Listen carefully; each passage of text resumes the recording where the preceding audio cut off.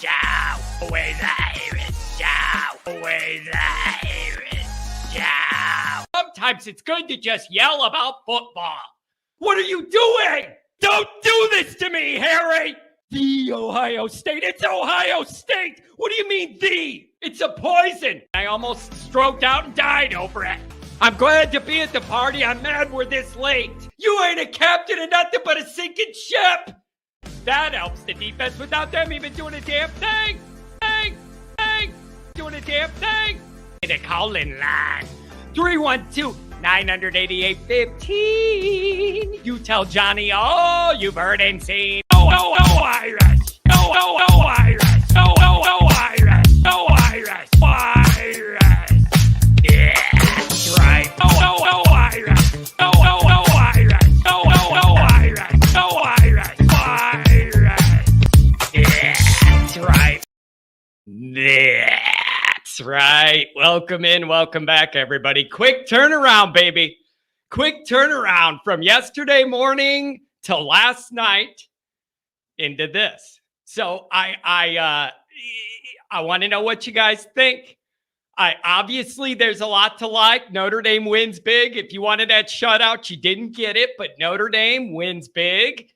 Fairly low stress. I think everybody should like what they saw from Notre Dame's new quarterback. I would hope some of the young guys, but there are some things that Notre Dame needs to work on and improve on. But for game one, it's a big Notre Dame win. I don't know how much people are asking for. All right, here's the deal. You know it. The phone lines are filling up. So I'm going to go over some of what I think real quick. We're going to pop Pat in, and I want to know what he thinks real quick. We're going to let the call log settle, and then we're going to go through it. It's going to be like last night, everybody, where we go fast. When we got this many callers, I want to give everybody a chance. Everybody needs to understand that. Everybody's going to have a few minutes, go over your points of the game, okay? Again, no disrespect. We have a lot of callers, and I want to be able to get through them so everybody gets their Irish voice heard. Good start for the boys, though. Let me get a couple settings already connected up here. Make sure we got everything synced. We got the call-in lines. They're going. If you call in and you do not get a tone right away, that means that all the lines are booked. Try back in a couple minutes and you will pop right back up, okay? That's what that means. We are live, 312-988-15. Notre Dame's first game, big win in Dublin over Navy, and there's just a lot to talk about. Let's bring in my venerable co-host, Patrick Cotter. Welcome to the program, buddy. Oh, it's good to be here, Johnny. I've been waiting for this for a long time. Long time no see, Pat. It's been, 12 hours or so? I'm just talking about waiting for Notre Dame to look good on a football field. Yeah, well, that hasn't been since Clemson. Yeah, that too. So, Pat, here's what I want to do. Since we have a full boatload of calls and I want to make these post-game shows about the callers, I want us to go over what we really are focusing on, big reactions from this. Here's number one for me is it's very obvious how different an offense can look right away when you have a quarterback that is calm, capable, experienced, can get the ball where he needs it to, never panics. That stood out to me right away. Something else is I liked Parker's blend today for his first go around. I know it was Navy and they thought they could do whatever they wanted to do. I really thought Parker did a good job of mixing it up with run and pass. I liked that. Great House being in the mix early, a couple touchdowns. I love that. Younger guys playing all over the place on both sides of the ball. I liked that. There was a lot to like. Some of the defense stuff, Pat, I don't know. I don't have a good read on. And I don't know whether it's game one stuff, Navy stuff, or big picture defense stuff. Those are some of my initial thoughts. What do you think? Hartman called, or Parker called a fantastic game. I will say this: we were texting back and forth with some of the other guys, and I didn't find it to be much different from a Tommy offense outside of the fantastic. There's a fantastic quarterback. I think that's what Notre Dame has been missing for a while. It's a fantastic quarterback. But My only problem with Parker was the stupid ass Wildcat. It's his only demerit. His only demerit. Otherwise, it was a great game. Yeah. Yeah. And you know what? We'll give him that compared to the stress of some of these Notre Dame Navy games. I hate that so much. I'm going to hold that against him all year now. You know what? I hate the Wildcat. You know what? I'm taking your best heat for, player Pat? and you put him out as a wide receiver. Pat, you know what I'm taking heat for? I'm taking heat that I tweeted I was mad the guy shanked that kick. And it's like, John, you're never happy. Bro, every tweet I put was happy all day. The guy shakes it. He shakes it like Pat off the first tee. I'm not going to say that's okay. What was my prediction last night? What was my prediction last night? I'm not doing it. And I took all this heat. You're never happy. Bro, he just shanked it like Pat off a hangover on number one. And then I took heat. I was positive all day. Damn it. I did good for me. Yeah, no, the thing that pissed me off about that was I said the final score of this game would have been 45-3. And when Navy makes their field goal, I go, damn it. It would have been 45-3. I would have called it perfectly. Yeah. But overall, Pat, really good start for Notre Dame. Big, easy win. All of America watching. It seemed like the injuries were happening on Navy's side. I didn't see too many plays stop because Notre Dame guys were banged up. I don't think I saw any for Notre Dame. I think the offensive line was fantastic. Absolutely fantastic. The times that the rush actually got through the line, that looked like a blow by the running back supposed to pick up the blitzer. That did not look like offensive line stuff. They played really well. The wide receivers, there was one drop. So I thought the wide receivers did really, really well. I was just really happy with the play. Offensively, they just dominated that game. They did everything they wanted to do everywhere they wanted to do it. It was really good. Yeah, it was a good start. And you know what else, Pat? The call-in lines are filling up. We're going to get right to you. This is beautiful. Exactly how I imagined it going. The other thing is they came into this game and it seemed like they had a plan and it was organized and like they knew what they were doing. There wasn't any of this, oh my God, it's the first game and we're in Ireland. We need to blow all of our timeouts. Like we weren't having any of that panic.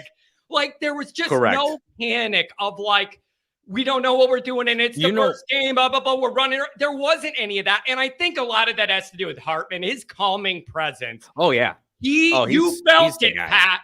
He's the guy. You did. Yeah, you felt it and you saw it. You felt it. There was two plays. There were two things that happened. The first one was the third and long. Was it on the first or the second drive? And the run play. Yeah. That play does not work if Tyler Buckner is your quarterback. That play does not work. Navy was so worried thinking this guy could throw the ball. He's going to throw the ball. That does not work if Buckner's your quarterback. And then also when Navy was going to score, when they missed their field goal, that was a hell of a timeout by Marcus Freeman. A hell of a timeout because you could have easily just said, let him rush up to the line and run a play. But he calls that timeout, and then Navy's like, all right, they're going to get ready for us, so let's just try to kick the field goal. And then they end up missing the field goal. And so that was it's not the same level as what Kirby Smart did with the Georgia, but that was a great timeout. That timeout saved them getting a first down and possibly getting a touchdown. And then it gave Notre Dame the ball with 2 minutes to go down and score that touchdown before the end of the half. So those were two really nice coaching-related decisions that I was really impressed with. Yeah, and you know what else? I'm telling you, man, very early on, I was going, this is just different. Look at this quarterback. So you look under control. There's not a panic. It's not a fire drill. Everything was just calm and under control. And it seemed to flow. And it just seemed put together and more organized. And that's exactly why you get a guy like Hartman and bring him in here. And it's exactly what we've been talking about all winter and spring and summer. Of saying that's what we're hoping to get out of them. And it looks like we got it. Now, I am going to say this. Some people are already putting in the chat, it's just Navy. They're bad. Calm down. But here's the point. That's what you're supposed to do against Navy. Exactly. We know that it's just Navy. We know they're not great. This is what you do to a team like that, though. Not what you did last year. Right. So it's like, I'm the guy who's never happy. I'm telling these people, if you're saying they're bad and you should kill them, they're bad and we killed them. So let's give us credit for doing it. Right. It should have been that way last year, and we almost lost the game. Exactly. So back off. On defense, obviously the first half, they gave up 3 points. So like, what do you really say about a defense where they only give up 3 points? Yeah. But there were still a lot of missed tackles. It looked like guys playing the ball wrong, playing the pitch wrong. Yeah. So there was some of that going on. Now, I ask but you they this? settled when they did. And when they came out in the second half, that was a different defense. The linebackers were flying and hitting. And it's like somebody pulled them aside and said, would you just hit and tackle and wrap up? And I was much happier with the second half play. But as far as a first game going with all the question marks and travel and it's Navy and it's goofy and you didn't know what you were going to get. I mean, even it's pretty hard to get mad about much. I mean, geez. It's so hard to get mad about. You took care of business, baby. It was beautiful. Yeah. The defense was different in the second half. I think for the defense, the guy who stood out to me the most was the Ohio State transfer, Baptiste, number 1. He had a lot of good plays, and then you know what else, Pat? He looks lean and athletic off the edge, man. He looked lean, big. And he looked big. He looked like he hurt people. And Nick Dean, you're right. Leofow in the second half for sure. I mean, that's stuff he had when they're going for it on 3rd and 1 or whatever. I know they got it on 4th down, but oh God, what a play that was. He definitely came alive in the second half. So I was happy with Leofow. Yeah. Let's get through these. I want to show all the super chats we have, and then we're going to start giving the callers their time. Yeah. Everybody, you got two guys that donated to jump the line. Just so you know, I got 5. I got 574 and 419. Are those the 2 you got too? That's the 2 I picked up. Okay. Yep. So we're going to do those guys because they did donate. Everybody else, and we're just going to do a few minutes. Everybody give me, your top reactions, whatever it is, or if there's something you want Notre Dame to clean up next week, whatever it is. But overall, man, I mean, the package was delivered that we were kind of told we were going to get. And Hartman seemed to be the real deal. Calm out there. That running back group is deep. You had young guys contributing. The defense gave up a field goal. Like that's a good, solid start for Notre Dame. And it's going to be a good night there. I think some people are going to have themselves some fun in downtown Dublin tonight, baby. All right. $20 from Tom Chris. Go Irish. I appreciate that. Just ND Gal, 1010. Appreciate that. Go Irish. Tim B with a $10 holler, 419. You're on my list. We got a $2 super sticker from Tim. Appreciate it. A $2 holler from Phil. The whole family's watching, he said. 574. We're going to pull him up too. Oh, $2 holler there. What else do we got? V1 with the rotate. V2, $5 holler. John, I've been poisoned by ND. I spent all game waiting for the other shoe to drop with Hartman. Being like, well, when's the BS going to start? It doesn't, that guy's not going to get rattled. That is why you bring a guy in here with that experience, and it's beautiful to see. $5 holler from Ryan. Got one word for you. Hartman. Yeah, that's a beautiful thing. Ooh, look at this. $50 holler from Donnie White. I appreciate that, Donnie. Thank you very much. Pay for the phone lines for the program. Oh, Eric, my lawyer in Michigan, $20 holler. Hartman is the real freaking deal. That seems to be the consensus at the moment. What do you think, Pat? Should we take some of these phone calls? Yeah, let's get into it. All right, let's get into it. Ooh, we got a lot of them. Where's my 574? Here it is. Here we go. 574. You're in the door. What's going on? YouTube. 574. Are you there? Or are you drinking and partying?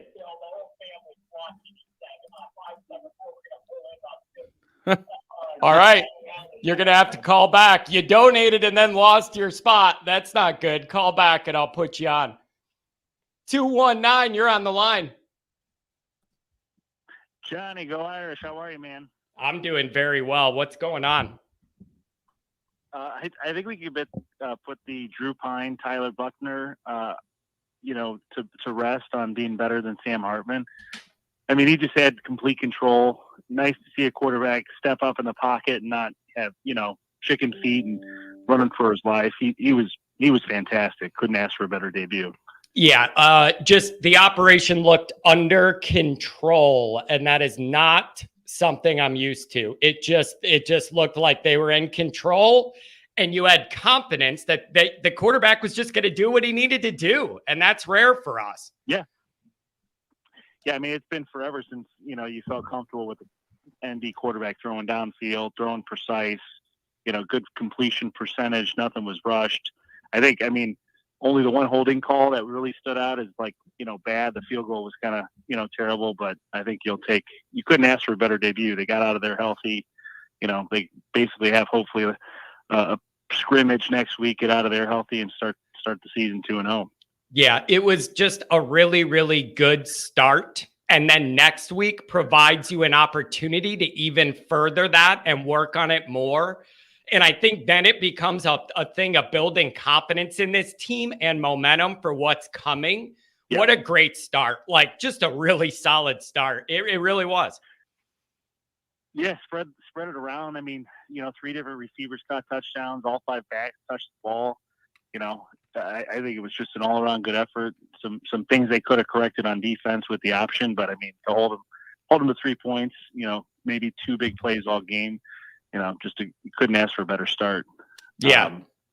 It was. I think defensively, some of what we struggle with, I think, could just be attributed to the Navy-ness, like a little bit of Navy. And that's what I want to see when they get out there against a team that is running a more traditional setup, what that looks like.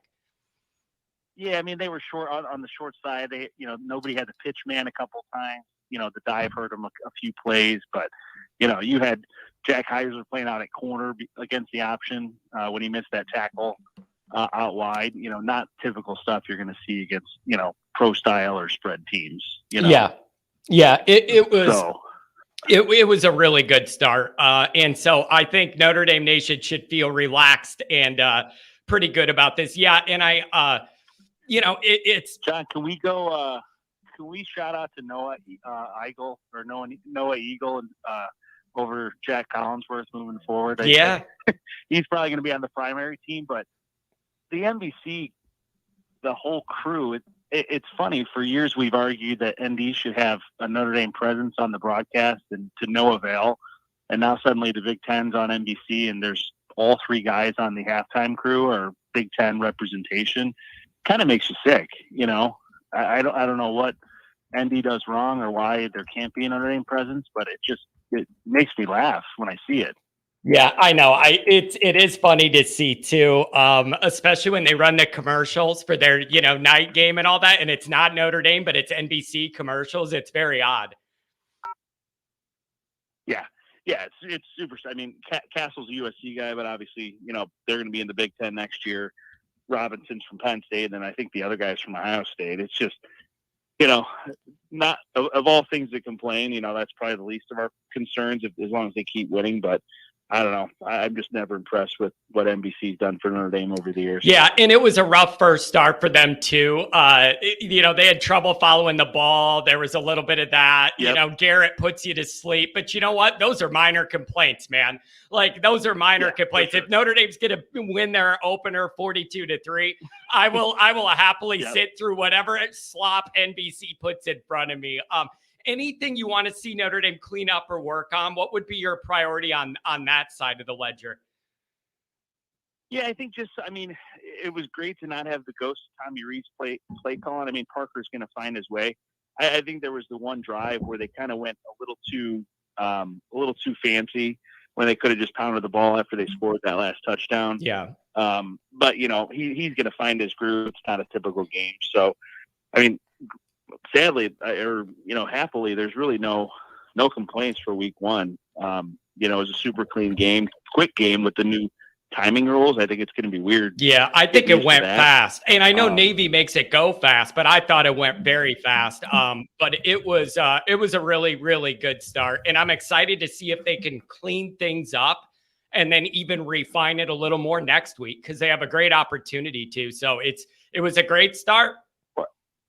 Well, I think the biggest thing, they kept their foot on the gas. They didn't pull Hartman until the game was not in doubt. And, then that helps get, Angeli and all the other guys some game time experience. Hopefully, he can do the same thing next week. Put the throttle to him until the fourth quarter. And then get some guys in there to get some experience. Hopefully, they do the same thing, and they don't go easy on him just because of the historical nature of the historically black college and everything like that. Well, we got a mission, you got to take care of business and there's not any, I don't want to see them lay off anything. You got to get guys work and get younger guys work. But really, really good start first game. Anything else on the way out? Thanks for the call today. No, good to talk to you again, John. I'm happy the season's starting and fall's in the air. Hopefully we get some cooler weather and we'll go from there. There you go. Beautiful, man. Enjoy the night. Notre Dame undefeated. Enjoy it, my friend. Thanks for the call. Thanks, you too, John. Have a good one. All right. And then 574, they donated, called back, jumped in. Let's see if I got him now. 574, are you there? Yeah, that's right. What's going on? Hey, buddy. How you doing, Johnny? I'm doing very, very good. How did you feel about this first game? Was it all that you hoped and dreamed of? Okay, Johnny, I told you that night when we were sitting there eating pizza in South Bend, did I not tell you Hartman was going to make this whole team, the receivers, everybody, much better, more confident, everything all the way around, even the defense fed into it. You could see the confidence on the field. Yeah, it just all looked different to me. It just all looked like it was under control, managed, like no panic. It just looked like you knew that we knew what we were going to be able to do. It was just a joy to watch an offense run like that. Even Johnny, even when there was a rush against him, he was calm and collected. Absolutely. Yeah. I mean, I seen even the defense. Who was it late in the game? I think it was the interior lineman, Jason Anya, the sophomore. I mean, he just grabbed that fullback and threw him right to the ground, and you could just tell. I mean, the whole game. I mean, other than a few plays here or there, I mean, they just seem so much different than what we're used to seeing over the past few years. It was a joy to see, and it was the number one thing that stood out to me overall. And it's going to be like that the whole season. Is you got a real quarterback now, and it really makes you realize just what we were dealing with before. Like, that's what I was thinking about, is like, look at how much Notre Dame accomplished without a guy that's capable of doing what this guy is. The sky's the limit if you're going to have a real world quarterback. And hopefully Notre Dame has won all of this year. And then whatever else comes after that, whether it's Carr or whoever else, hopefully this is the beginning of Notre Dame having that quarterback play. It was beautiful to see. Absolutely. Absolutely. And it's amazing to watch the quarterback play we've seen today. And I hope this continues all year. But I mean, I'm wiping my eyes the whole game from this quarterback thinking, oh my God, is this what it's actually like to have a great program with a great quarterback going forward? I mean, we've never been used to this. Hell, the last time we've seen a decent quarterback like this was what? Maybe Tony Rice? Joe Montana? I don't know. It's been a long time. I know that. I mean, maybe, put Brady Quinn in there, maybe on that level, but it has been a very, very long time. And I mean, when I tell people, I always say that we are so used to subpar quarterback play. We don't even know what it's like the level it should be at.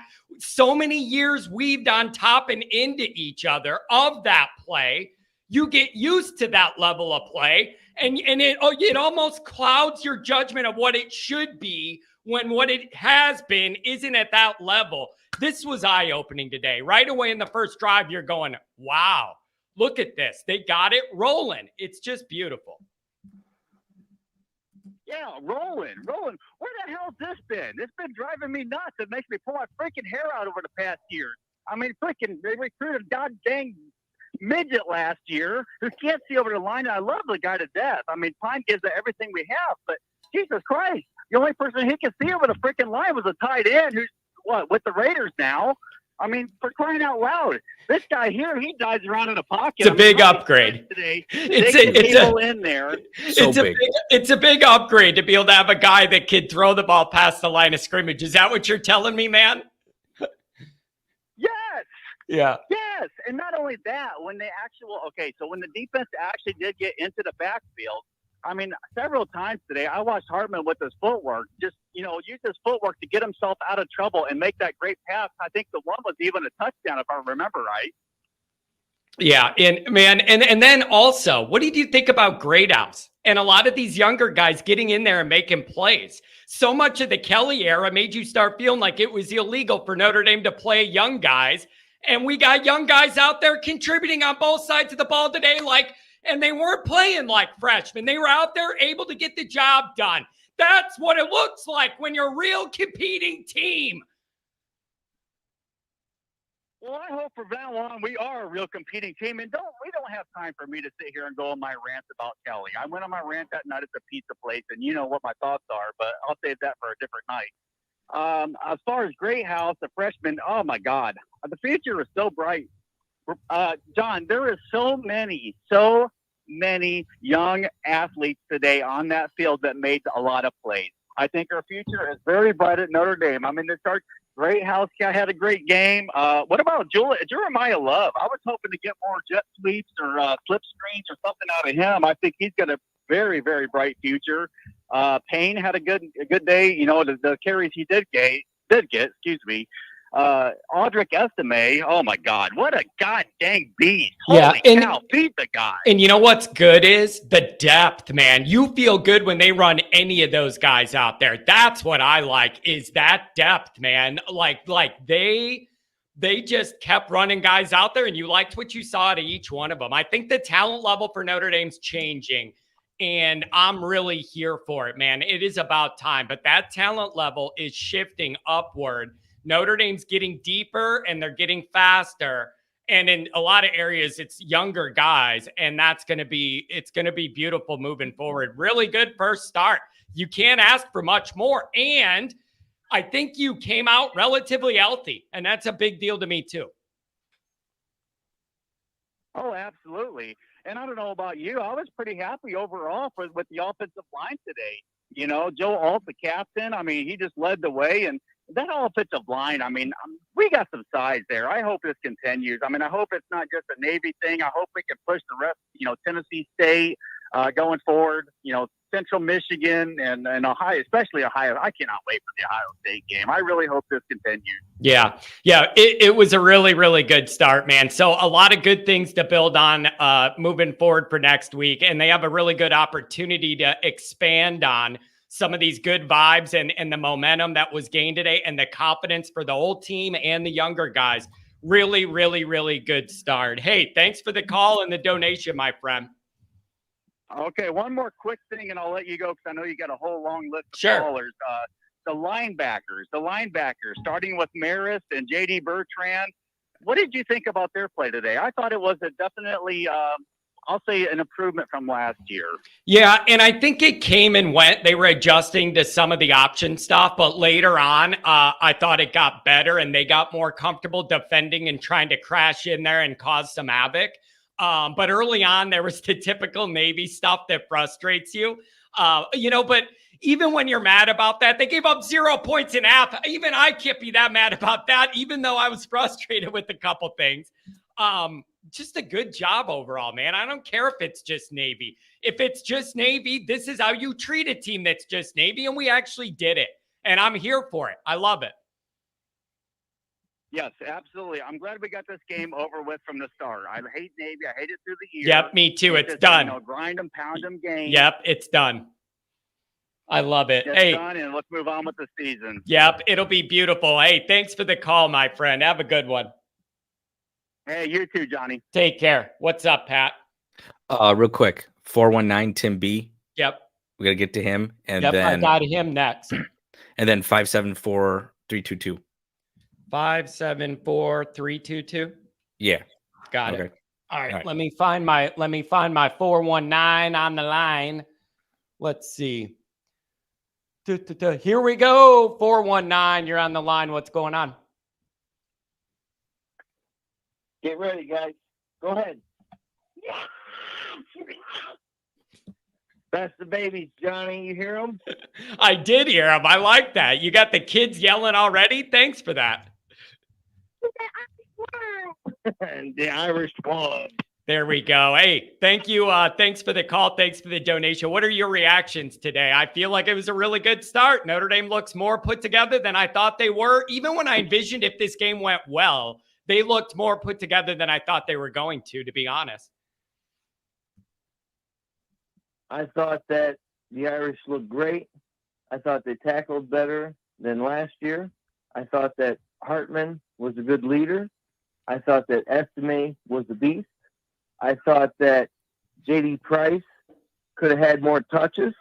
I thought that Jeremiah Love was a great surprise. I thought that J.D. Greathouse was a monster. I thought that this Irish team could have, who knows, what kind of potential, Johnny. I'm telling you, these guys could be great. Yeah, hey man, I love the excitement and I love the optimism.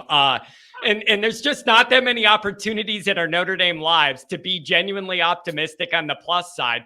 This is one of them. And it isn't just the score of this game. It's the fact that you saw with your own eyes, not only is Hartman good at Wake Forest, damn it, he's still good here. Man, he's so good. Pat, He's so good. I think that, you guys, I think that's a big deal. Like people knew, it's like Hartman's good. He put up these numbers at Wake Forest. Is it going to translate? Damn it, it translated. It was beautiful. Hey, how about Colsey, though? Let's talk about Colsey because he really showed up and he was all the down talk in fall camp on all the platforms. But yet today in the game, he really kicked a lot of butt. So I thought he had a good game. Yeah, it was great to see. And Notre Dame played a lot of younger guys and they contributed and did just fine. And that is the ultimate sign that things are changing and trending up. It was just beautiful to see. Anything on the other side you want to see them clean up moving forward? Anything you want to see tightened next week? I thought the defense played really good. They tackled better than they did last year. There were a few little missed tackles, but other than that, I thought everything was great on defense. Yeah, it's just hard to be mad about much. It really is. And I'm not used to saying that, but for game one and all the nuance that goes in with Navy and the travel and all of that stuff, and Notre Dame handled it pretty well. What's up, Pat? Well, it kind of drives me crazy because I want to be mad about the defense because I did not like the tackling, but they held them to 3 points. So how can I be mad? Yeah, it's fair. Yeah, and you're gonna have some of that week one too, where the tackling isn't as crisp and they're not all wrapping up the way they should and all that.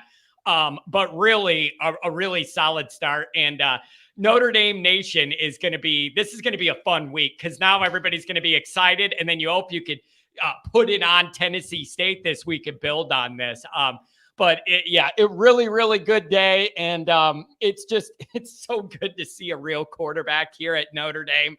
It changes everything, man. And Joe Montana himself talking about it, it changes everything. It was just beautiful. It really was. And I'll be there live for my little girl's birthday for Tennessee State home opener. And I hope that the Irish kick a lot of ass. Fantastic, my friend. Hey, thank you very much for the phone call. I really appreciate it. Go Irish. What a great start. Go Irish. All right. And then we got a 574. Let's see. Where's my 574? The Jack Daniels guy. Isn't this Jack Daniels guy? 574. Oh, that'll be scary. 574. I got Michael. A bunch of 574s. How do I know which That's why he gave you the 322. 574 322. Got it. Here you go. 574. Give me some more. That's right, Johnny. You know who it is. I got it, Pat. I got a feeling some people have been busy this afternoon. I think some people have been enjoying themselves. What's going on, I waited to the end of the game. Yeah. Let's talk about one thing, though, I haven't heard. What's that? One thing that is concerning. What's that? Where was Merriweather today? Hey, he was out there a little bit. He dropped that first pass, if you want to complain about that. And listen, man, you're bringing up something that is on my list of things to clean up. And I'm glad you did it because you know me. I can't have a whole show where it's all bouquets. I'm glad you brought this up, my friend. While I could tell Hartman's... We have to talk about it. While I could tell Hartman is like the tide that's raising all these ships, and obviously we're in a better place, he can only do so much to bring the wide receivers along. And the passing game is still very much a work in progress. For whatever you saw that you liked today out of the passing game, you could still tell it's very much a work in progress. But a very good start to that's what I'll say. But there is work to do there, and it was obvious. I think if there was one game where Merriweather should have shined, it should have been this one. You should be able to get open against Navy. I mean, look at Colsey. I mean, that's the only thing that should be concerning us at this point, because we need Merriweather to step up for these big games coming up. Yeah, and you know what? There's time to do it, my friend. That's what's good about this schedule. There's a natural build-up for Notre Dame before you get to Ohio State. And so this was a very good foundational starting piece. And then you go to Tennessee State, see what happens against a more physical team like NC State and then Central. But if Notre Dame manages it right, they could build themselves an incremental ramp to get better and better, get the passing game more in line, and ride that into Ohio State. This was a good start to it. Oh, 100%, Johnny. Remember all summer long I was telling you, Johnny, we're going to be just fine. Who cares about who left? We're going to be okay. So, I mean, how are you feeling today, Johnny? I know, but I worry about stuff.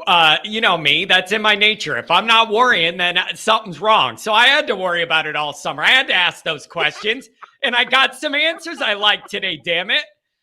And it saved you from having it saved you from having to throw stuff through your window, which is what you told me you were gonna do in the summer if we lost a game. So at least you didn't have to do that. That's right, Johnny. Now you have to do the flip side for us. Give us something that you aren't happy about. I don't like that shank field goal, bro. You out of your mind? You can't be doing that against Ohio State. Maybe it was just his first one, but I don't like seeing that shank off to the right. There's something. I think that was the field's fault, though. That grass is not football friendly. I don't know if I put too much weight into that. Yeah, okay, that's fine. I mean, some of the tackling was a little loose, but that just might be game one, and I could get over that if they tighten it up against a more traditional offense next week. Other than that, 42-3, there's not much to complain about. And you know what else I like, 574? I like that half of America tuned into this game to see Notre Dame lose, and they're all mad right now that we're happy. That makes me happy, because we are the only ball game in town with everybody watching to see us lose. And I bet you they're all in a bad mood now, and I love that. See that, Johnny? I love it. I love when we bring this positivity to you. See that? All summer long you've been stressed out. I know, man. Look at that airline. I know. I think my hair's growing back today, buddy. I think I can feel it filling in. I might go back to a 4 instead of 5 by the end of this show. We'll see. We'll see. Hey, anything else? What else you got? Give me something good on the way out. I just want to say hello. We sank that ship. And Pat, I'll see you at Central Michigan, my friend, and you too, Johnny. There we go. Have a good one, man. Pour yourself another drink and have a good one. Oh man. Pat, who else do we got that we need to get to on that? I think you're caught up. You're caught up. No, wait. Yeah, we had 574. We got 419. Yeah, we're good. You know what? I got somebody I believe is calling from Dublin. It's not Dr. John, though. I got somebody else. So let's see. I think this guy's in Dublin. We're going to see if he is. 205. Make it come alive. Jay, is this you?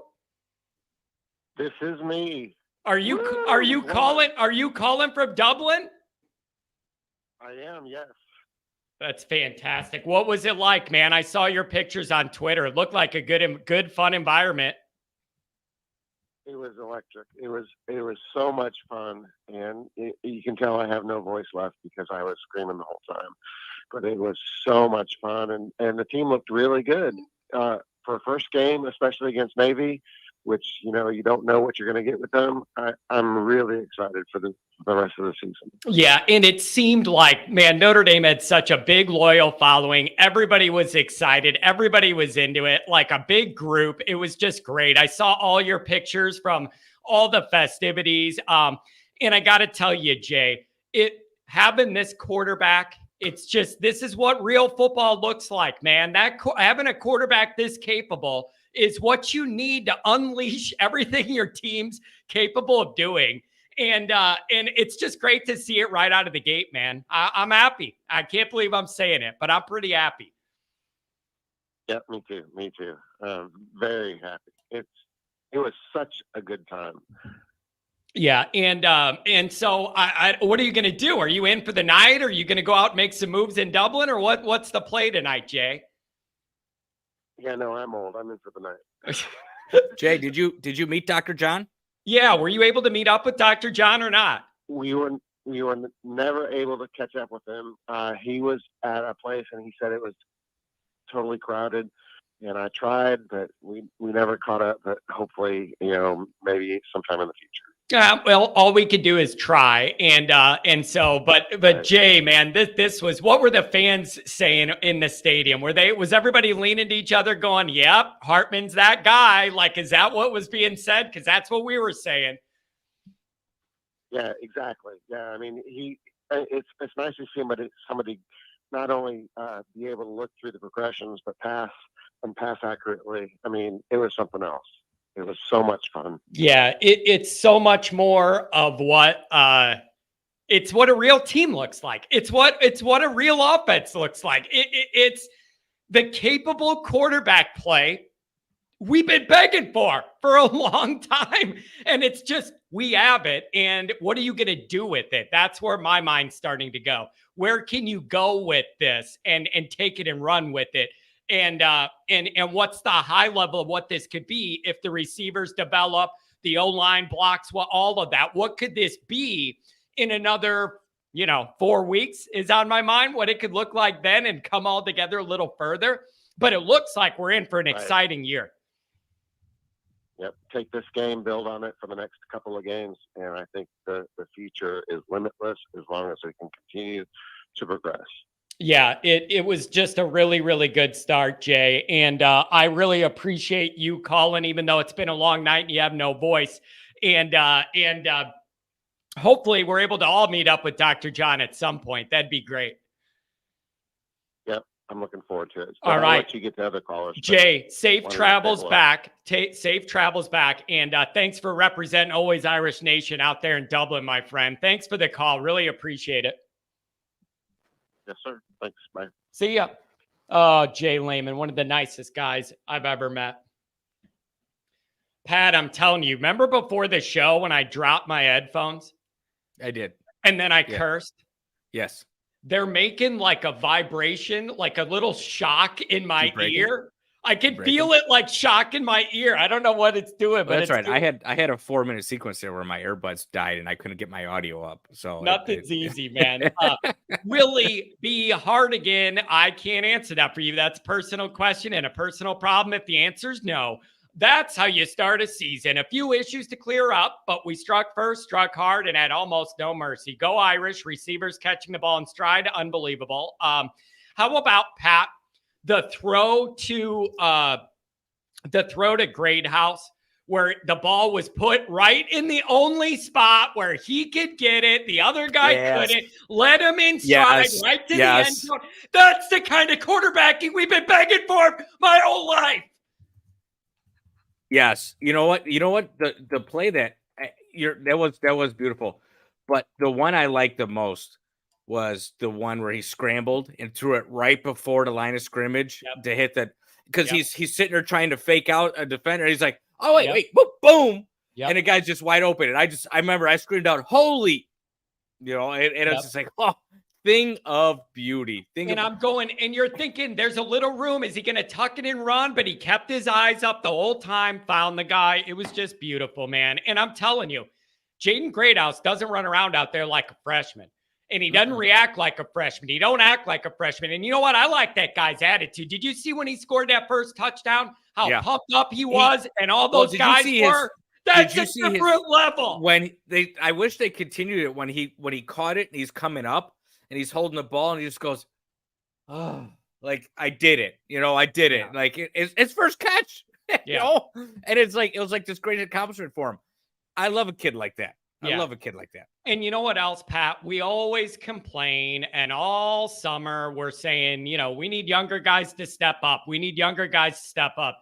You had that guy's first catch go for a touchdown. And then you had, wasn't it JD? His first carry went for a touchdown too. Yeah. I mean, so that is how you raise the bar, is having younger guys that can contribute right away. It pushes the older guys. They go, man, exactly. I gotta work harder. Again, I'm taking a little heat with people saying, okay, it's Navy, chill out. It was Navy when Kelly lost to Navy and Weiss lost to Navy. It was Navy when we almost lost last year. What I'm trying to tell people is, this is what you should do against them, and we don't usually. So now I'm glad we're doing it. It's not supposed to be 27-17 or 27-24. It's supposed to be 42-3 because it's Navy. Yeah. Yep, it is. Who's saying I didn't mention their $20 holler? Who's your daddy didn't give a $20 holler? There it is. He did. Oh, he did. All right. Who's your daddy? My apologies. I will see you at the lake in a couple weeks. $20 holler from the Hoosier Daddy. All right. So can we talk about him real quick? Yeah. Because he's usually the biggest troll in here. Because he even said, right after the game was over, he goes, Notre Dame's still going to go 7-5. He lives in Walkerton, Indiana, which is right next to my parents' lake house. So it drinks on me. You come to Country Roads on the Friday night before the Central Michigan game, Who's Your Daddy? I'm going to be in there. I'm telling you right now, I'm going to be in there. Show on up. Pat, I don't like this. You're going to befriend Uncle Luke or whoever it is. Uncle Luke or Newt Rocky, whoever he's going to be. You're going to befriend whoever that is. Yeah, you're getting, I don't know about this, Pat. This is dangerous. All right, 443. I'm not doxing him. He told me this stuff. He put it in 443. What's going on? What's going on, John?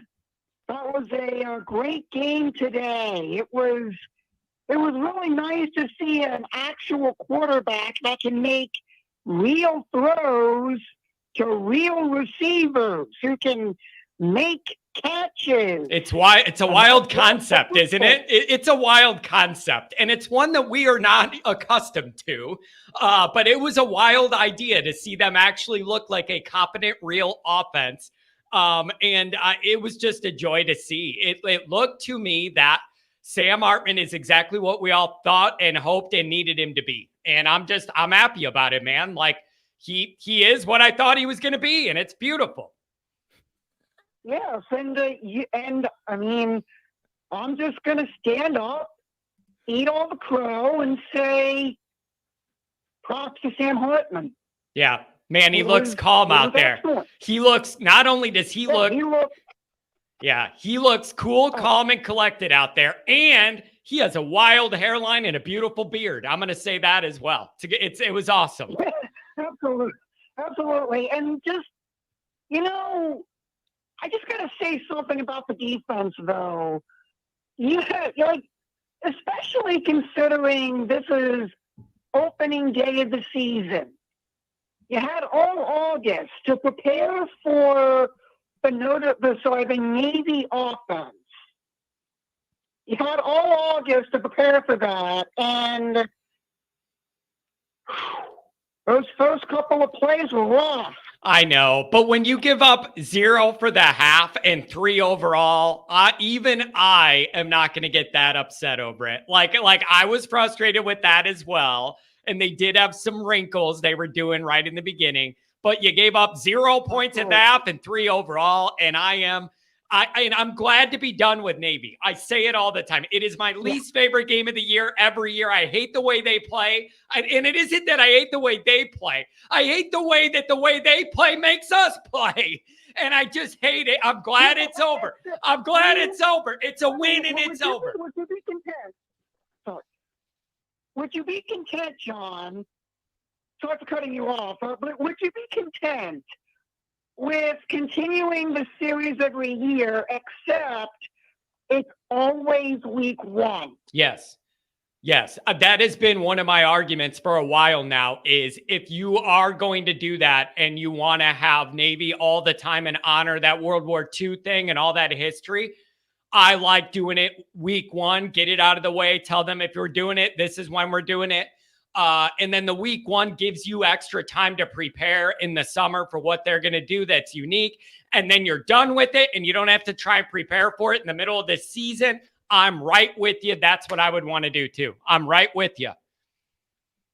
Absolutely. And this gives me some confidence going into, well, next week. 2 weeks from now, we play our next actual opponent, Tennessee State. I mean, Eddie George is probably going to have his players ready to go, but yeah, but they're not Eddie George. Yeah. They're not Eddie George. That's what I'm going to say. Eddie George might have his players ready to go, but they ain't Eddie George. But here's the hope. Yeah, that's the best thing I'll say about it. The hope is that you build on what we saw today. That's what I want to see. I want to see them tighten it up even more and then get into a regular setup game, not the option next week. Tighten it up even more. And then you have your first real test going to NC State. It builds you a perfect bridge into the season, and I'm excited about it.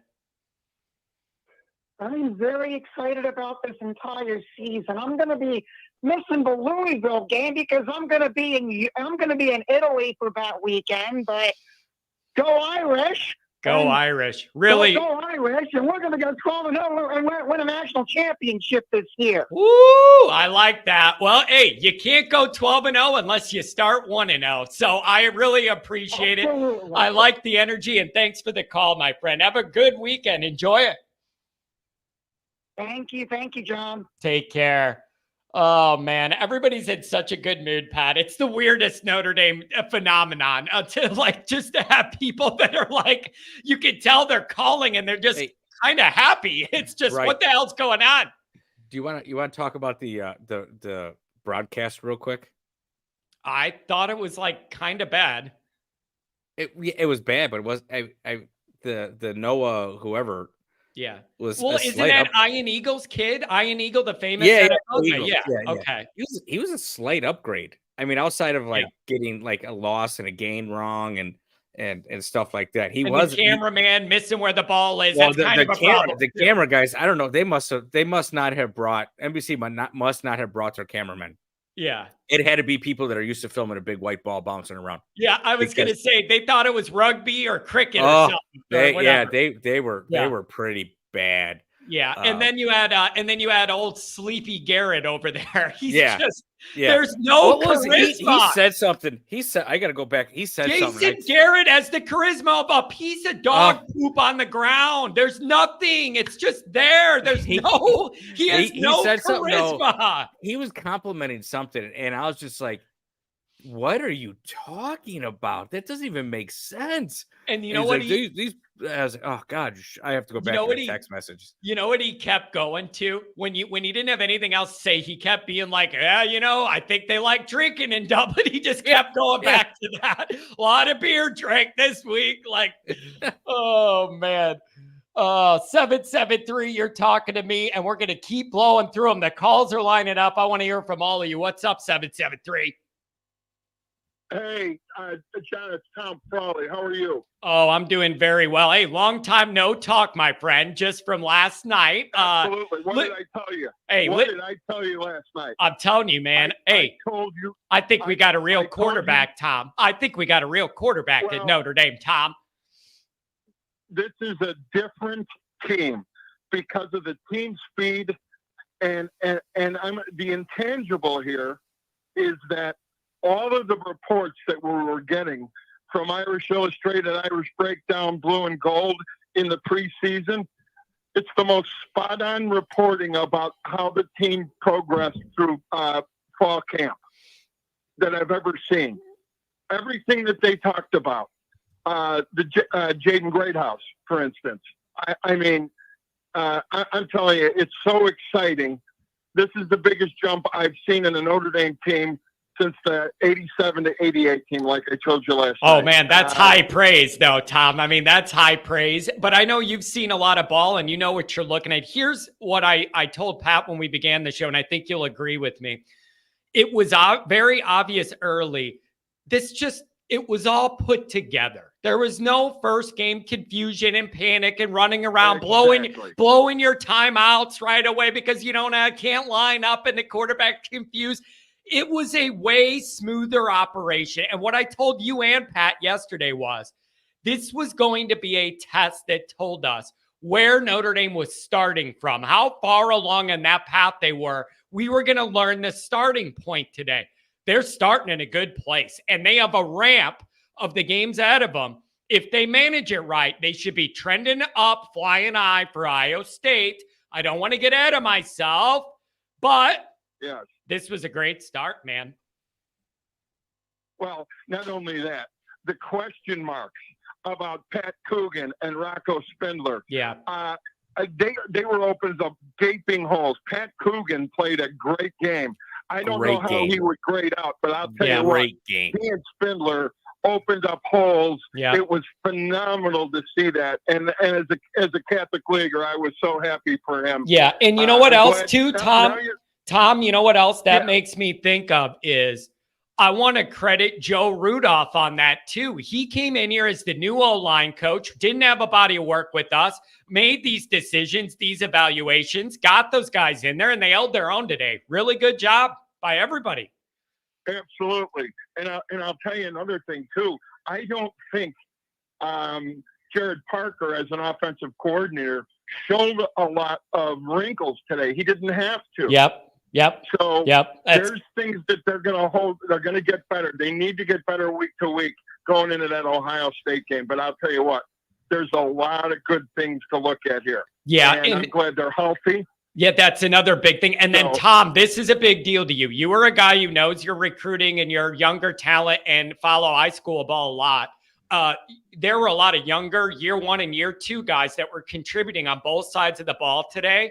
And that is a big deal. And we were all saying all summer on the night shows, the Saturday night shows, we need to see more of that. We did today. And those guys held their own, didn't act overwhelmed in the moment, acted like they belonged. And it was great to see. And they have a chance next week to build on it even more. It's a great ramp up. Yeah, and nobody flinched. They didn't flinch. So I know it's Navy.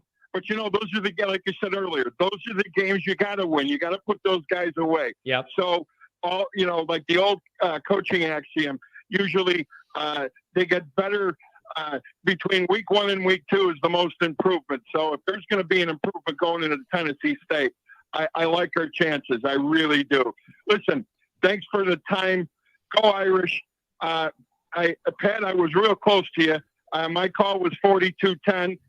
You almost made it right on the button, pal. So that's great stuff. Listen, have a great day. I'll let you go. Great show. Thanks a lot, Tom. Have a good weekend, man. Now you can relax. I know the way Tom thinks, Pat. We're getting used to his calls, the way he looks at everything and breaking down the high school film of all these guys. You could hear it in that grown man's voice, the pure Notre Dame joy.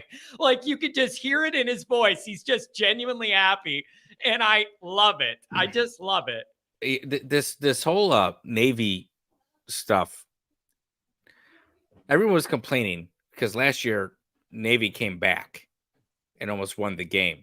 Yeah. Now there are people complaining, well, it's Navy. Like this blows my mind. You did exactly what you're supposed to do. Yeah. I don't care how bad Navy is. You did what you're supposed to do. You beat this team in a dominant fashion. Yeah. A dominant fashion. Now, Pat, let me be honest. But if we were Georgia and we had Georgia's recent record coming off multiple championships and all that, we would not be reacting the exact same way we are right now because that's a different level of proving it. And you're not surprised to see you beat somebody you should be 42-3. And there's a little new for us. Right. And there's also give me a damn break. I don't know if people really understand this, but Notre Dame is not going to run the score up on Navy. They're not going to do it. There's just a silent rule. You don't run a score up on Navy. Yeah. It's not happening.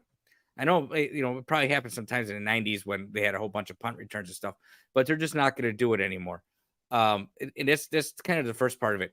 The second thing is they did nothing. Navy came away with nothing today. They came away with nothing. So I don't care if they're good. I don't care if they're bad. It doesn't matter to me. You dominated them you have to say you dominated on both sides of the ball. Offensively, you cannot argue it. Notre Dame scored in their first 5 possessions, and then defensively, they got 3 points. You dominated them on both sides of the ball. So you did exactly what you were supposed to do today. I just can't. And I can't man, I mean, give me a little bit of a break, man. Like, we've been doing this all summer and all winter, and then we kill our first team. People are going to be in a good mood. We all understand this wasn't Ohio State today. Just, I'm finally in a good mood. Quit trying to bring me down. Damn it. 818, make it great. All I ever wanted and all I ever needed is you with my life. And I'm talking about you, Sammy boy. Dude, Sam Hartman was John Williams orchestrating the London Philharmonic doing the Star Wars, all Star Wars music, man. That was a maestro out there today, man. And I'm not underplaying that. The best thing that Sam Hartman brought to that team today, it wasn't arm strength, it wasn't his ability to scramble. That man has a smoothness of play that calms everybody down, John, and it permeated through the whole team. Yep, you could feel it. So you could feel it. Impressed, John, with just the feeling and the atmosphere that guy created tonight. That was an A effort by the Notre Dame football team. Not A+, but also not A-, John. Yeah. A+ would have been eliminating the field goal, getting your field goal, and then a couple other things happening. But, John, I have so little criticism. It was like a practically perfect performance. Yeah. And I give so much credit to Jared Parker. He just did what he had to. He took what the defense gave him, and he has the perfect quarterback to mesh with him. Because I'm telling you, I felt something today, and I don't want to overplay it. But like you said, it's not about Navy. It's like, how should Notre Dame play against this particular opponent? And they played about as good as I could possibly ask for. Yeah. Defensively, Al Golden, fantastic job. I don't care. Fantastic, balanced defensive performance today, man. Everybody did their job, other than the first couple series where I was like, ugh. Those first couple series of the game, wonderful job of the defensive staff. This was a great coaching performance. That's what made me feel the best, man. Sam Hartman, great. The only player I was slightly disappointed in was Chris Tyree. I was disappointed in Chris Tyree. He's going to have better games ahead of him, but that part let me down just a little bit, which is ironic because I said this offense goes where Chris Tyree goes. Yeah. He wasn't there, and the offense still did well. So, Johnny, that gave me – I'm telling you, man, it's game one. They played so well. Yeah, they today. did. They and did. I think Navy actually really gave a strong effort. I think Navy really gave a strong effort, but Notre Dame just answered everything Navy had. Yeah, and I thought 2 things really stand out. One is that feeling you're mentioning about Hartman. I felt it right away. Total control, maestro of the offense, just had it all, no panic. It was a beautiful thing. And then also, Gerard Parker, like you said, pretty good first game for that guy. Very happy for him. I thought the run pass balance he was trying to strive was good. And I was happy with it. I'm in a good mood. I know nobody can believe it. I'm in a good mood, man. I know. Well, John, you were talking about, I heard about Great House earlier. He reminds me of Johnny. He reminds me, and Pat, he reminds me of a hybrid of Michael Floyd and Jeff Samardzija.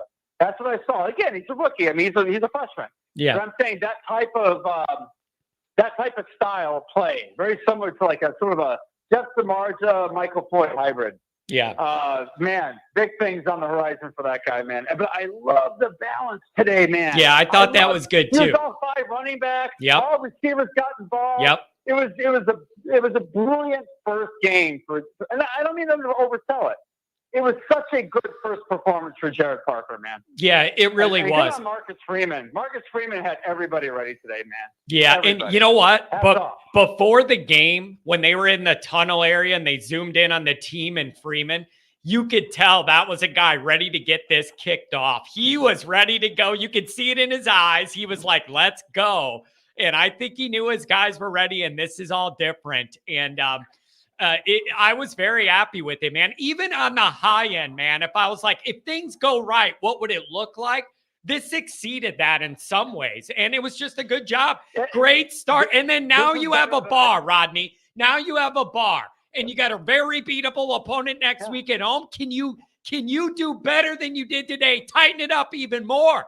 Now you got to challenge yourself to get to that next level next week.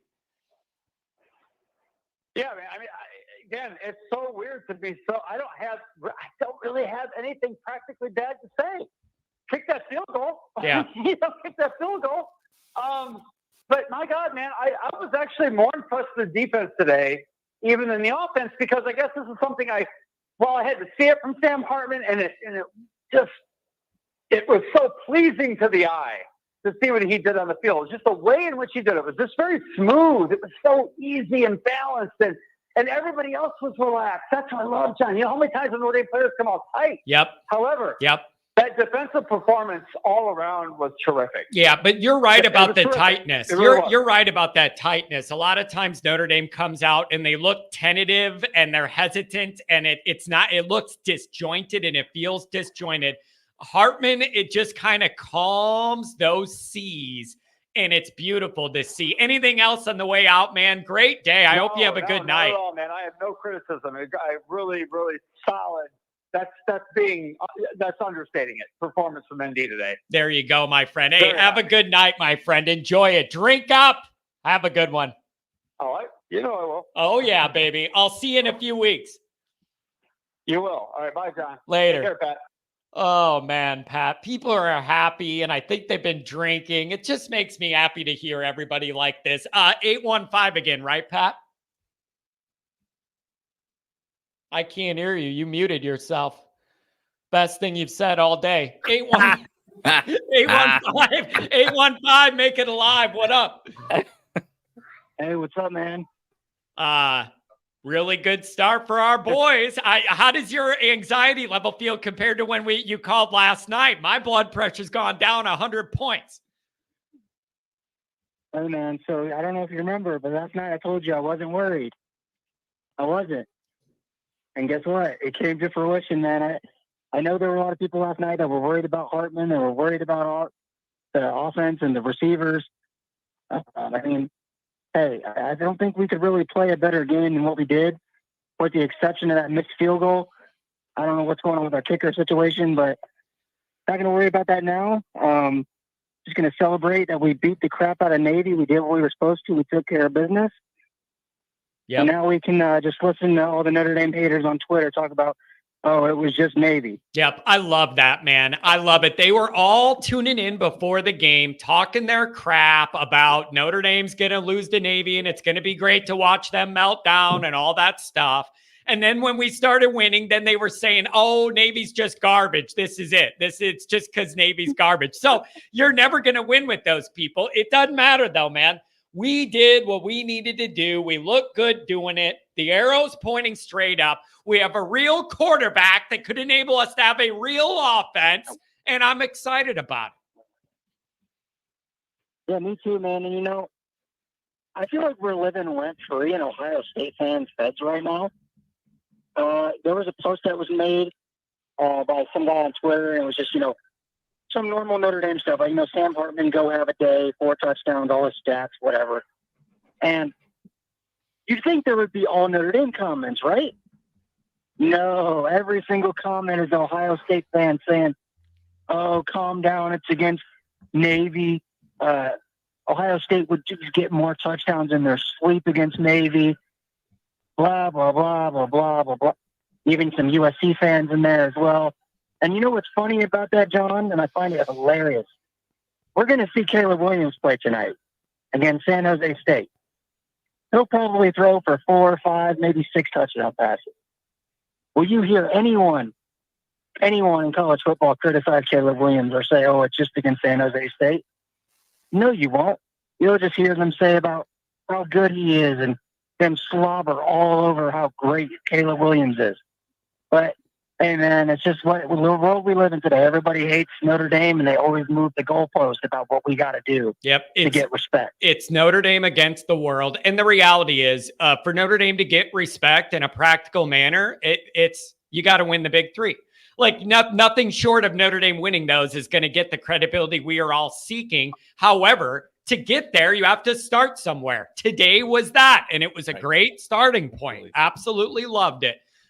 It was beautiful. Anything you want to see Notre Dame clean up for Tennessee State next week?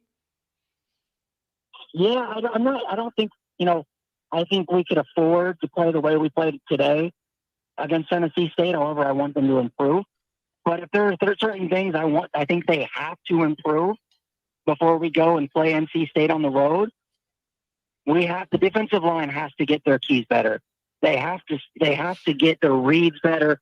I mean, I couldn't tell you how many times it looked like we just weren't prepared for Navy in terms of the defensive line.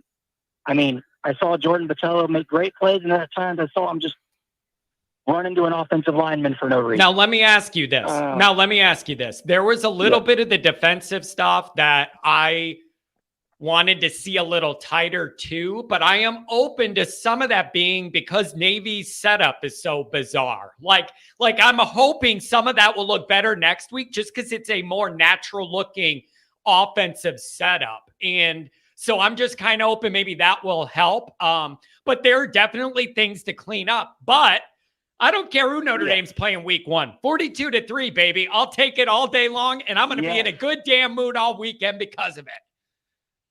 Yeah, you know what? When you ask me that, I'm just kind of nitpicking here. And like I said, the only other thing I have concerns about this game is just the kicking. I mean, it's not that big of a deal right now, but if this continues with Schrader, if he can't hit 40-yard field goals, that's kind of worrisome. But like you said, John, right now we just need to be focused on the fact that we just beat the crap out of Navy. And for once in a long time, you and me, John, we've actually grown some hair back. Yeah, I know. Notre Dame football weekend. Yeah, I know. I can feel it coming in. Lifetime, man. I know. I can feel it coming in. But hey, man, really, really good start. And I'm really excited to spend the next week talking about areas where Notre Dame could get even better next week. But it's a beautiful start. So really, really great start. And anything else on the way out, man? Thanks for the call again. Yeah. So I got two things for you I want to leave you with. For one, Sam Hartman has officially answered all of his questions at Notre Dame. Yeah. No more is he a gimmick quarterback. Yeah. I don't want to hear one media person say that ever again. I think he's a Heisman caliber quarterback, and it's so nice to have that. Secondly, is it just me, or did Audric Estime look a tad bit faster this year? I think he did thin up a little bit. He thinned up and lost some of that weight, and I think he is faster. Just got to hold on to that ball. That's all. Just hold on to that ball, big boy.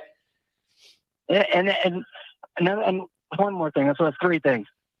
I want to talk to people about the fact that, I hear all the time about Marcus Freeman being a player's coach. Well, that's true. When you talk about Marcus Freeman being a player's coach, what happened to Audric Estime after he fumbled that ball? Yep. Took a ride on the bench. What happened? Took a ride on the bench for a while there. He did. He did not get up. He did not play for a long time right after that play. You're right. And you know what?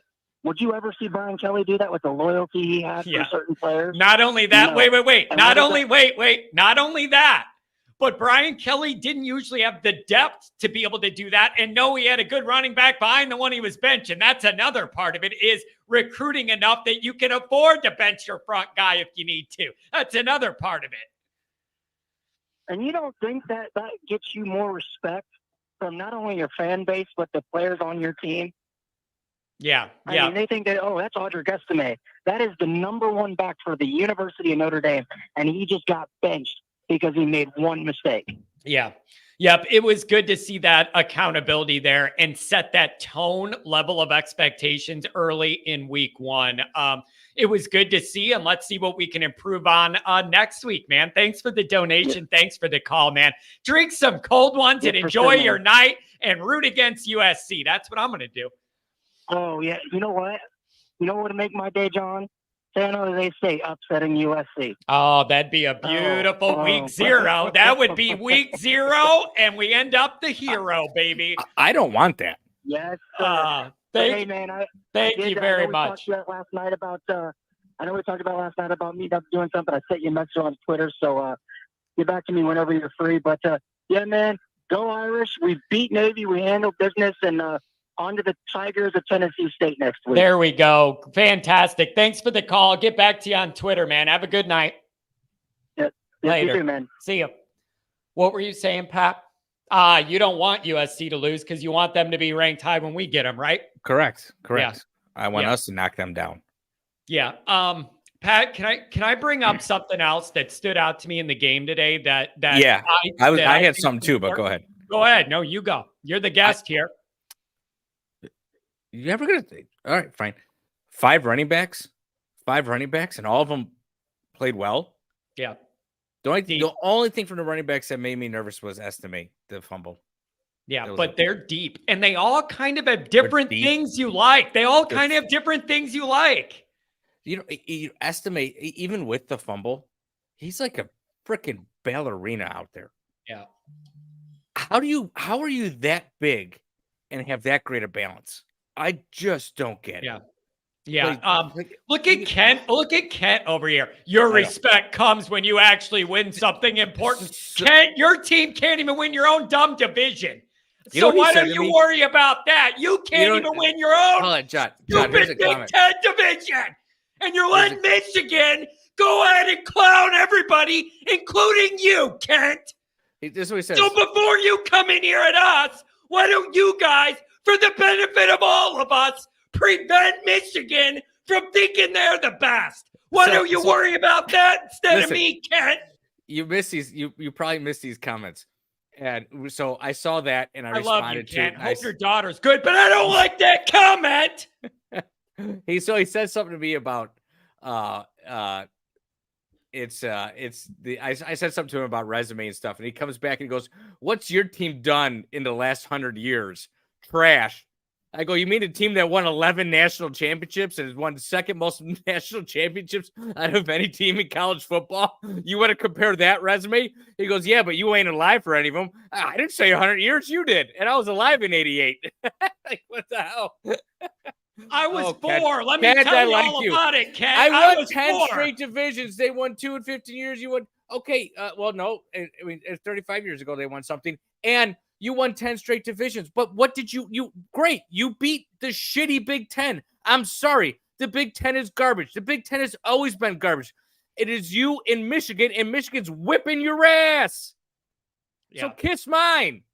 Yeah, it's a problem.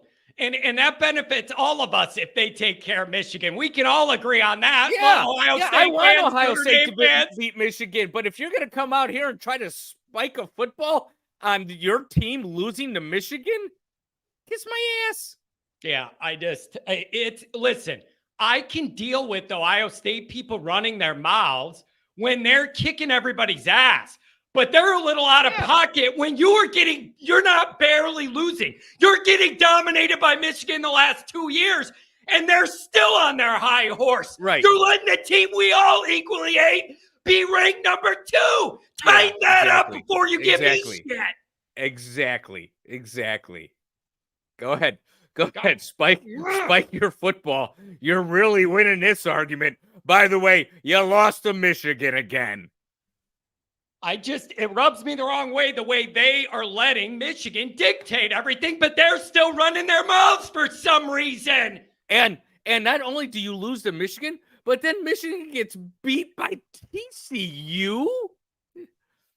Whatever. Where's your resume? I'm going back to the calls before I have a stroke. I was in a good damn mood. What did you have something for me, or was it the Kent comment? I'll wait.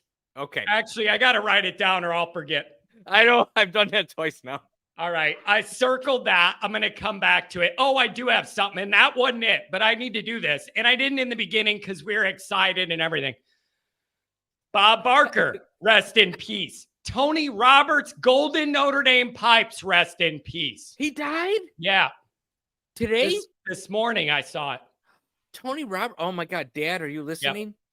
Yep. Oh, my dad, Tony Roberts, man. It was we were the family that would mute the TV and then Yep. try to Sync you know up the and radio. listen to it on the radio because Tony Roberts was Yeah. so good. And I mean, the guy was up in his 90s, but just a Notre Dame legend. I know that And, breaks my heart. yeah. That breaks my heart. And so I didn't want. Yeah, I will Terry never- Funk too. Andrew, I will Terry never Funk forgive too. that for That's him. another old G. Yeah, I know man. Terry Funk died. I know Bob Barker died. I did not know Tony Roberts died. Yeah.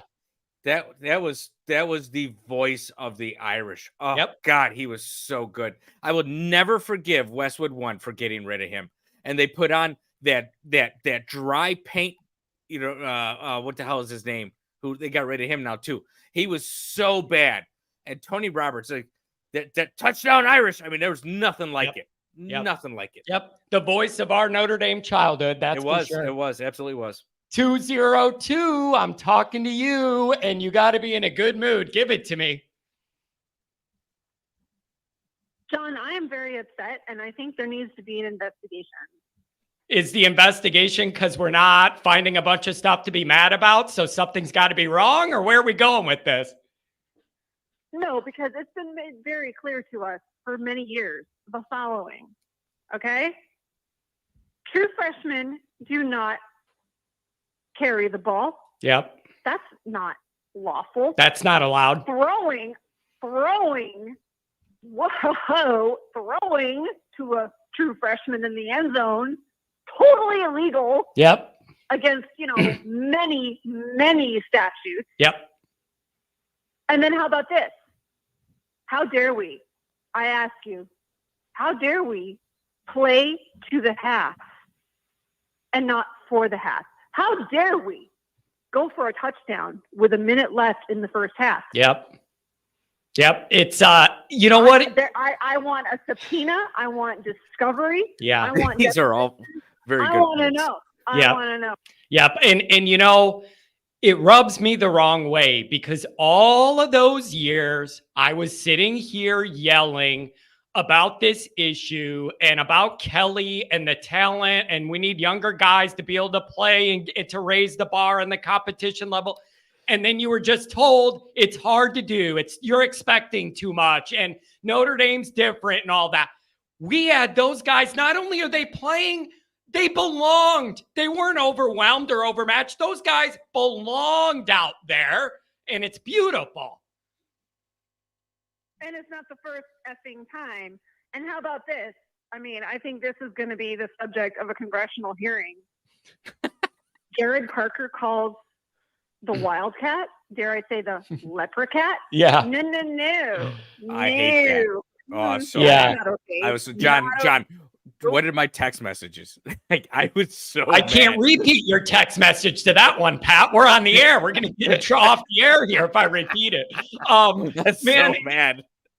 I'm appalled and I'm very worried because all of these things should not have happened because we've been told this Yep. for 15 years. Yep. You're absolutely right. And every time we complained about that kind of stuff, we were told we were expecting being too much. mean and stupid, and we don't Yep. know. We don't know football. Yep. Tommy knows. Kelly knows. We don't know. Yeah. Yeah. Okay, sugar. Yeah. Fine. Yep. It was really good to And- see. And it was, I know. How did you feel about Sam Hartman? Where did he fall on your expectation level today? Like, if you went into it this morning thinking, what could this look like? What's the range? And kind of envision what you wanted Hartman to be. Where did he fall in that ranking system?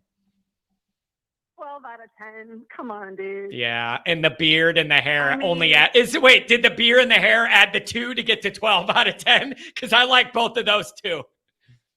No, if we're talking appearance, now we're at like a 23 out of 10. Yeah. Come on. And I'm a lady, and talk about NSFW. But look, That There goes are for the some head coach the too. game- That goes for the quarterback and the head coach. well, you might have seen my tweet about the green quarters that he was wearing. Look, there's so much to like. If I had to pick the moment of the game, it's broken play, Sam Hartman. Yep. Like nothing. Yep. Like butter.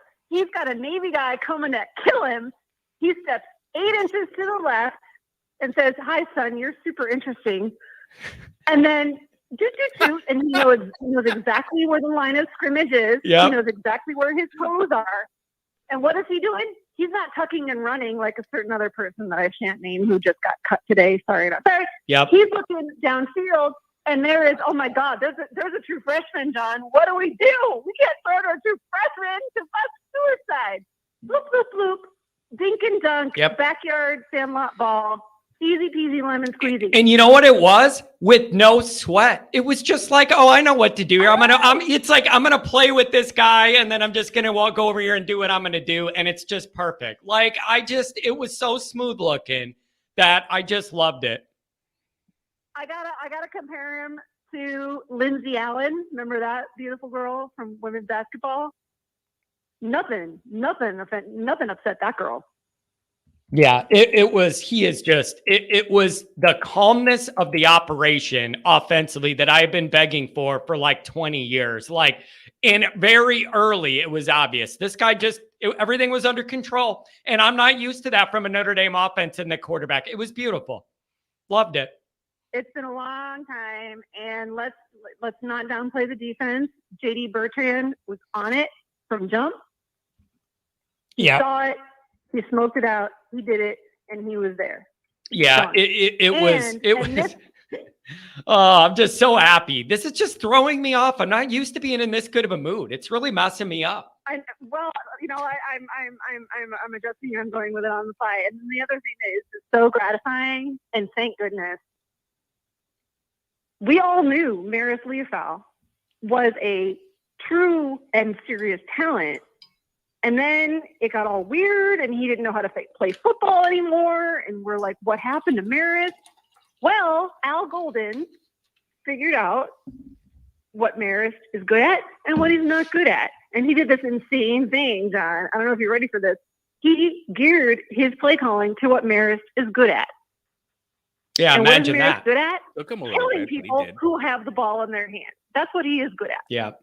Yeah, it was just refreshing. And I'm happy for Marcus that I'm just happy for him that it went this way. And it also affirmed to Marcus that whatever adjustments he made and the way they set up the fall camp was done the right way with the right things in mind. Like, this was just a really, really terrific starting point. And it's a lot to build on next week, and they have a good opportunity to build on it next week. But even for me, I don't have much to yell about. In a good mood. So I appreciate it. Anything else on the way out? Thanks for calling. Our future opponents, including Ohio State, including SC, including Clemson, be afraid. Be very afraid. There you go. We're just getting started. Fear the beard. Fear the beard. That's what it is. I like that.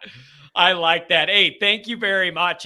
Enjoy the weekend. It always is extra enjoyable when Notre Dame has a big win. Okay. Have a good night. Enjoy. Hate watching USC. All right. Oh, I ain't watching that trash. Good night. Good night. Man, she is fantastic. I know. That's good. That's good. That's good. And it's the way she says things, the way she like phrases it. If she's still listening, a lot of the single gentlemen in the chat are wondering if she's single. Even if she's not going to admit to it to our crew. Even if my dad is going to admit it to this group. My dad texted, and Dad, just call in. It's with 312-900-8815. Dad, just dial the number. Mom will show you how to do it. Go to Mom. She will put it in and press. Your dad doesn't know how to dial a phone number, or what? I'm surprised my dad was able to get into the chat. Don Cricky is the guy. Don Cricky. Yeah. Terrible. The worst thing that ever happened. Because did you know that Tony Roberts started to call Navy games after he got let go by Westwood One? I might have remembered that, but I didn't. Yeah, he called Navy games. It doesn't stick out to me. Pat, before I forget, I want to bring up the thing I said I wanted to bring up but forgot about. Yeah. When they kept panning to the Notre Dame sideline after the offense scored or was out there, Gino Gaduli was always right there with the quarterbacks. In his ear. Yes, he was. Pat, multiple times I wrote in my notes, I loved this.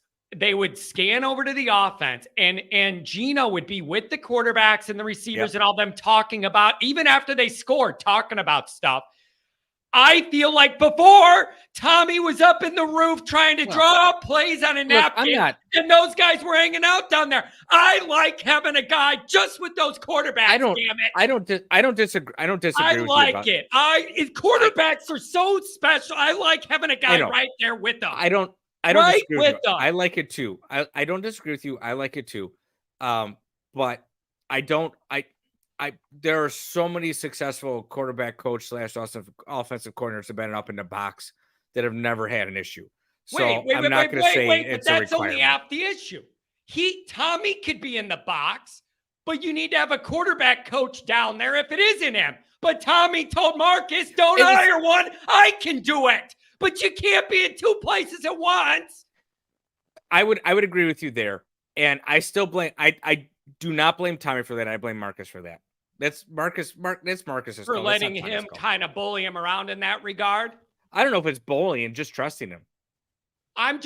Listen, all I'm saying to you is I value quarterbacks so much. They're so important.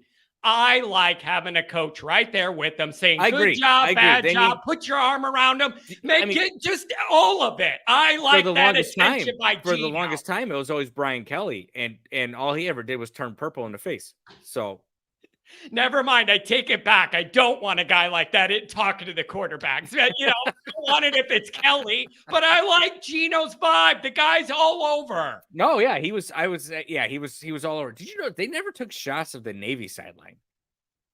I don't think anybody is interested. That's why. You're probably right. We're going to go to 646. You're in the mix. It's Bruce of the Format Podcast. What's up, Bruce? John, what's going on, man? Bruce, that was a good start. That was a damn good start, my friend. Yeah, it was a good start. I don't know if it's the journalist in me just trying to be objective, but I'm pretty tempered on it. I liked what I saw. Really impressed by the depth in the running back room. Defense looks good. Didn't get to see too much from the defensive backfield, obviously, because Navy doesn't throw it very much at all. I was kind of disappointed that once the game got out of hand, we didn't see maybe some more shots going downfield. I would have preferred to see that. But as some of the other previous callers said, definitely was impressed with what a lot of the young guys did out there. Very, very impressed by that. Yeah. Just overall Bruce, performance, but I'm really just waiting to reserve judgment till Ohio State. Like, I can't do anything else. I just can't. Yeah, that's fair. And that's the journalist in you too, because, your takes are out there. You got to kind of be a little patient with that. Let me ask you this, Bruce. Pat mentioned this to me. I forget whether it was before we went live or not. Open to the idea that maybe Notre Dame didn't want to show as much downfield passing and all that, figuring if we don't need it, why put it on film, maybe save it a little bit, or like if you don't need it, what they were doing was working good enough type thing? I was talking to one of my buddies during the game, and he tests Notre Dame with every fiber of his being. And we were talking about that exact same thing, and that was what he said. But I'm like, well, we know Notre Dame's playbook isn't 3 pages deep. I don't think maybe a couple of shots is going to give Ohio State and what's my man's name? The Ohio State defensive coordinator, Jim. I was about to say Jim Thorpe, but anyway, I don't think it's going to give Jim Knowles. Thank you. I don't think it's going to give their DC too much to really look at and take from it if they were to take a couple of shots downfield. I just wanted to see it, but regardless, overall, very solid performance. And I got to say, I don't know if you saw it. I tweeted it that I don't think I've seen a quarterback play this well at Notre Dame since maybe Deshaun Kaiser. And I really liked what I saw in terms of Sam Hartman manipulating the pocket and just making those throws. And, when he threw that touchdown pass to Greathouse in the corner of the end zone, I was impressed because I really was under the impression he was going to take off with it. And he could have. Yep. But, he made sure that he was well aware of the position of the line of scrimmage and his position to it and delivered a strike. So that was really cool. I like that. Again, we don't see this type of quarterback play very often, but again, first game, and you know, I want to see more, and hopefully we'll just continue to build on it, and hopefully, see, I get what you're saying about not showing Ohio State too much, but at the same time, you need real live game reps to figure out what works and what doesn't. Yeah. And so that's kind of where I am with it. Definitely, again, of course, as a Notre Dame fan, always wanted to win, but I can't, you know, if we come out and we beat Ohio State, not we, but Notre Dame beats Ohio State, then I will be much more enthused about how the rest of the season can look. Yeah. Yep. Nope. I agree with you. That's a very level-headed response to what we saw today. I just think with this level of quarterback play, if the other things develop, it could be a real interesting year. The way we look at Notre Dame's totally different if you insert a quarterback in there that could do it all. And that's what excites me. But really good first start. It seems like we're pretty healthy. Gave up 3 points on defense. Offense scored a lot. The vibe should be good next week at home. Totally agree, man. But thanks for taking the call. I know you got a lot waiting, so let's get to it, and I'll enjoy the rest of the show. Beautiful, you, Bruce. Hey, you and your family have a good weekend, all right? Tell your wife and son I said hi, all right? Will do, John. Thanks. Same to you. Take care. Oh, Bruce, good guy. Stuck in SEC country. It's a damn shame. 574. Give me some more. Hello? Hello. The Golden Playbook here. I don't know if you remember. Yeah, what's up, Golden Playbook? How did you like Notre Dame's Golden Playbook today? Wow. I'm so impressed. Like, I knew going into the game, I had a feeling that, you know, Cam Hartman was going to, you know, light it up. Man, they just looked awesome today. Like, it seemed like a whole different team. Like, I don't know what it was, but man, Cam Hartman looked awesome. Audric Estime, I mean, I did have one problem, you know, when he fumbled, but I mean, that's probably my only downfall. But other than that, it was a perfect game. No interceptions, just a great start, you know? Yeah, it was just it was a really good start. And you know, you said it looked like a different team, or it felt like a different team. A lot of that is Hartman to me, in his presence and him being so calm, cool, and collected and running all this. I felt right away, wow, this offense is under control. Doesn't mean every play is going to work, but he had it all under control. And that is a feeling none of us have had when Notre Dame's on offense in a long, long time. And I love seeing it. Yeah. And I also love, you know, seeing, you know, the coaching staff, you know, just firing the players, you know, firing them up, you know. And, you know, Cam Hartman, too. He's just firing everyone up, too. He's just a great leader. You know, I don't think, because I wasn't around in the 80s or anything. I kind of grew up in the Brian Kelly era. Yeah, lucky you. Lucky you, buddy. How does it feel? If you grew up in the Brian Kelly era, let me ask you, what's it like to see a Notre Dame team with an actual quarterback that can do stuff? How do you like that for the first time in your life? Oh, man. It's awesome to see. What about Jaden Greathouse? How much did you like that? Oh, he was awesome.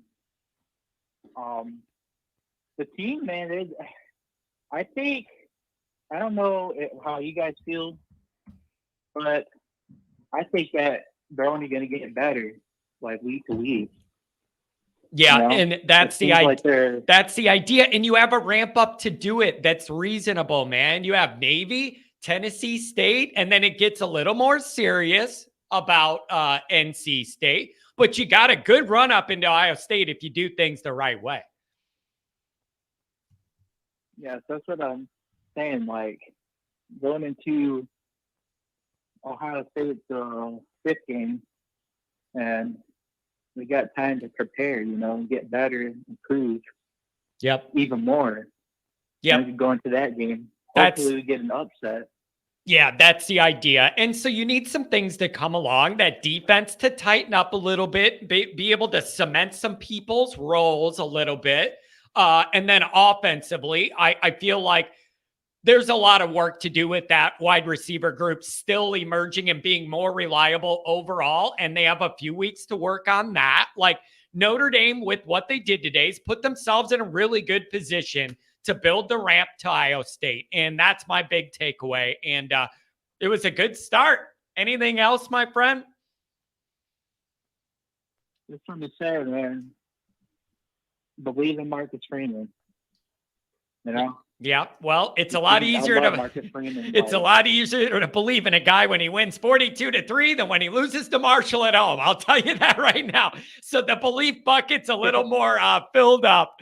But man, hey, thanks for the call and enjoy hoping the USC loses tonight. All right. Oh yeah, I'm hoping for that. Hopefully, San Jose State gets the upset.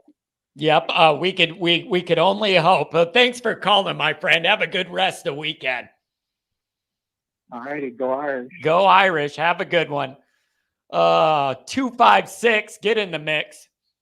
What's going on? Oh, not much. This is Jackson Johnson from Alabama. Well, what's going on down there in Alabama? Are you an Alabama fan, a Notre Dame fan stuck down south? What are we working with here? Well, I'm a Bama fan, but I also pull for Notre Dame when they don't play Bama. It was a great game by Sam Hartman today. He had 251 passing yards, 4 touchdown passes, and 19 out of 23 completions. That was a percentage of 82.6%. Pretty awesome. Yeah, it was pretty good for, game one. Sometimes you don't know exactly what you're going to get, and guys aren't the sharpest, and the timing isn't all there. Seemed like it was a really good, well put together effort. And you got to understand from our perspective, we're not used to the kind of quarterback talent that comes and goes out of Alabama all the time. So for us to have a quarterback that can operate and command an offense like this, you got to understand, for us, that's a big deal and something we've been missing and begging for a very long time. Oh, man, it was terrific. I can't wait to see what he brings in the upcoming season, like including games like North Carolina State, Ohio State, USC, and Clemson.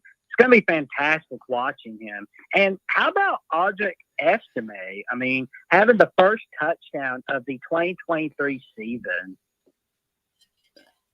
Yeah, man, it was good. It was really good to see. And I liked the balance on offense. I thought it was a pretty good plan from a first-time play caller at Notre Dame with Parker. And we have a new offensive line coach, and they held their own and did a good job.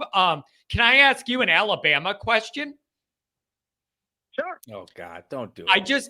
Pat, relax, Pat. I'm being nice. I'm genuinely asking what the Alabama fans think of the Notre Dame guys, Tommy Rees and Tyler Buchner, and how they've been welcomed and what you're expecting to see. I'm genuinely interested. Well, I think some of the Bama fans are on wait and see mode with Tommy Rees.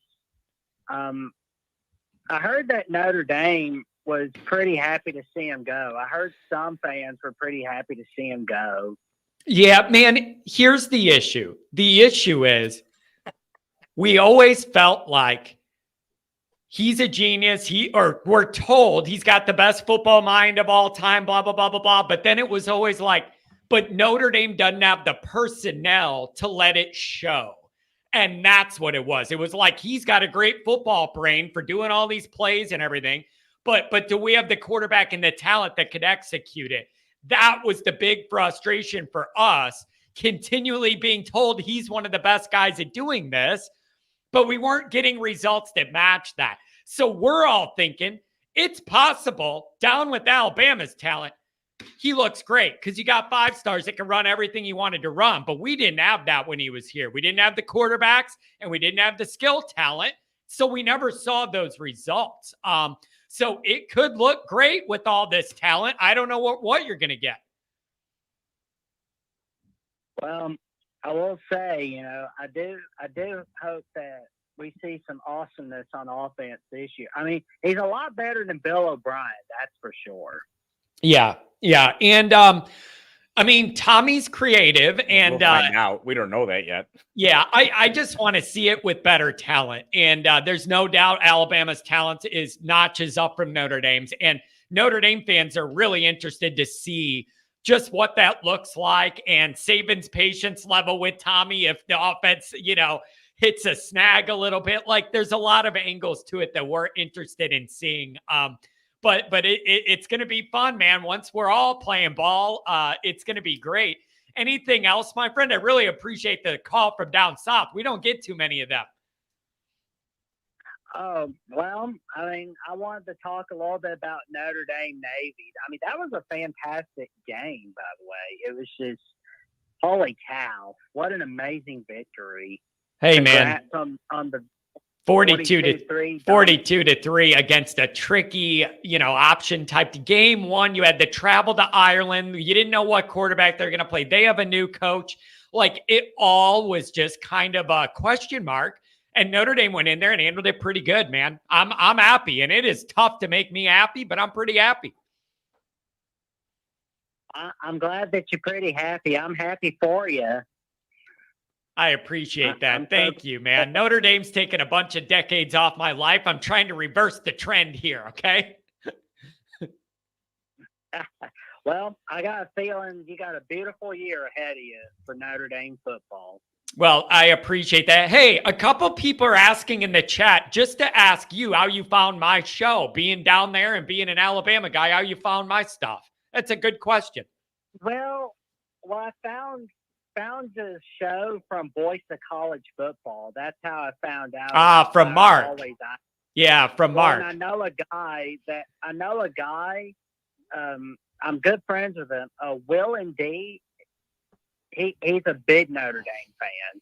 That's how I also know as well.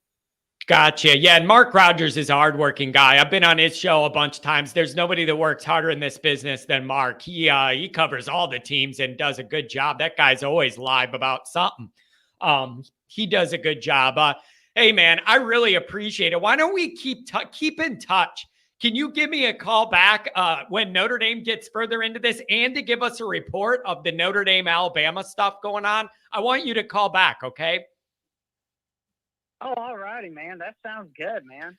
Yeah, I Thanks appreciate for taking my call. Oh, no problem at all. I would love to hear back from you. You're fair with Notre Dame, and Alabama too, kind of got it from both sides. I would love to hear that. Program the number and give me a call back and give us the feedback on the Alabama side of things too, okay?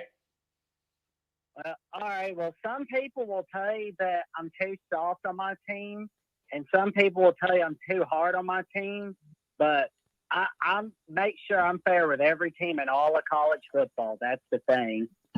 Yeah, I mean, I do not have I can't do that. Okay, at least I know myself. I can't be fair to every team. These teams I hate are the teams I hate, and it's never going to change. But I like your fairness here, my friend. Thank you for the call. Save the number. I will, man. Thank you for having me on. No problem, man. Have a cold drink and enjoy. Hopefully, USC losing tonight. I don't know.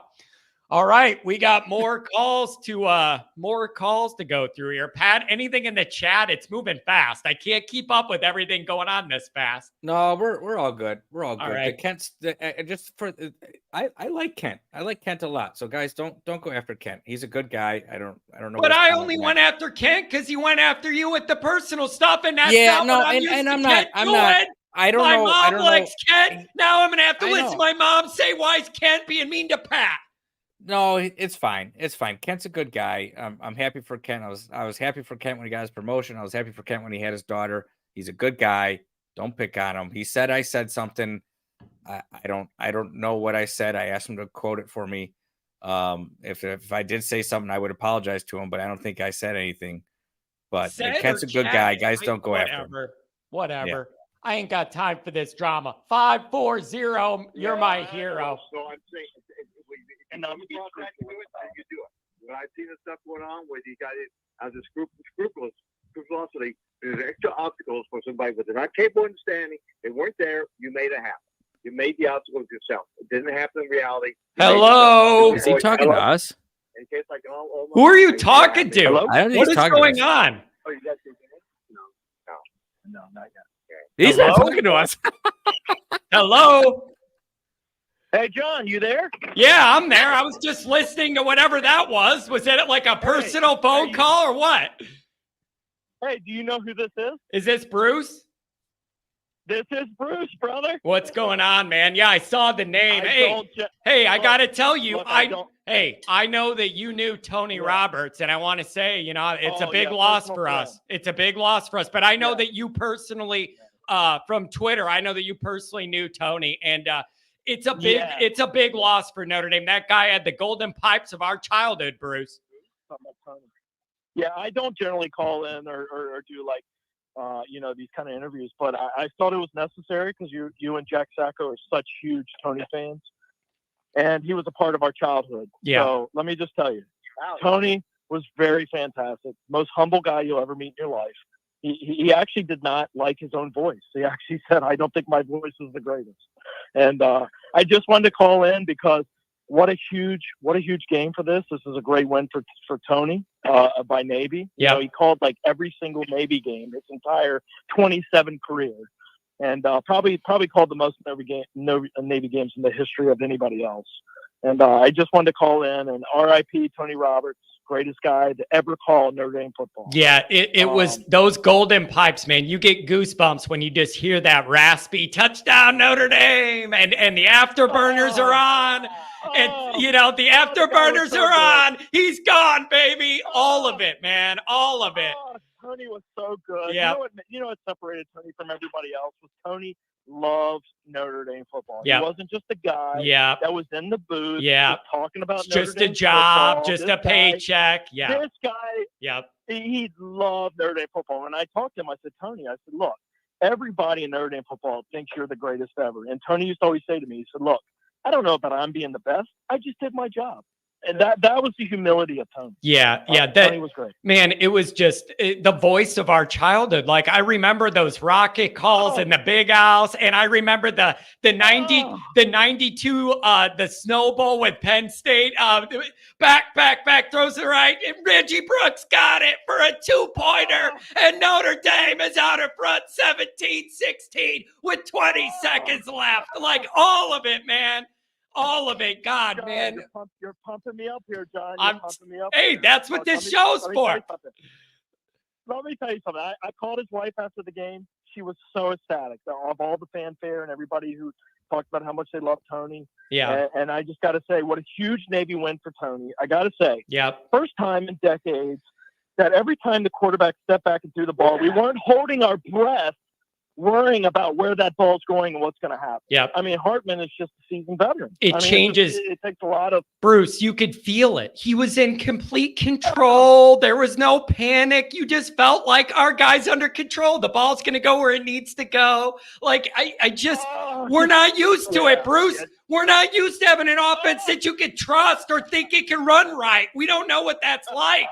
John, you're making me want to run through a wall right now. Good, do it.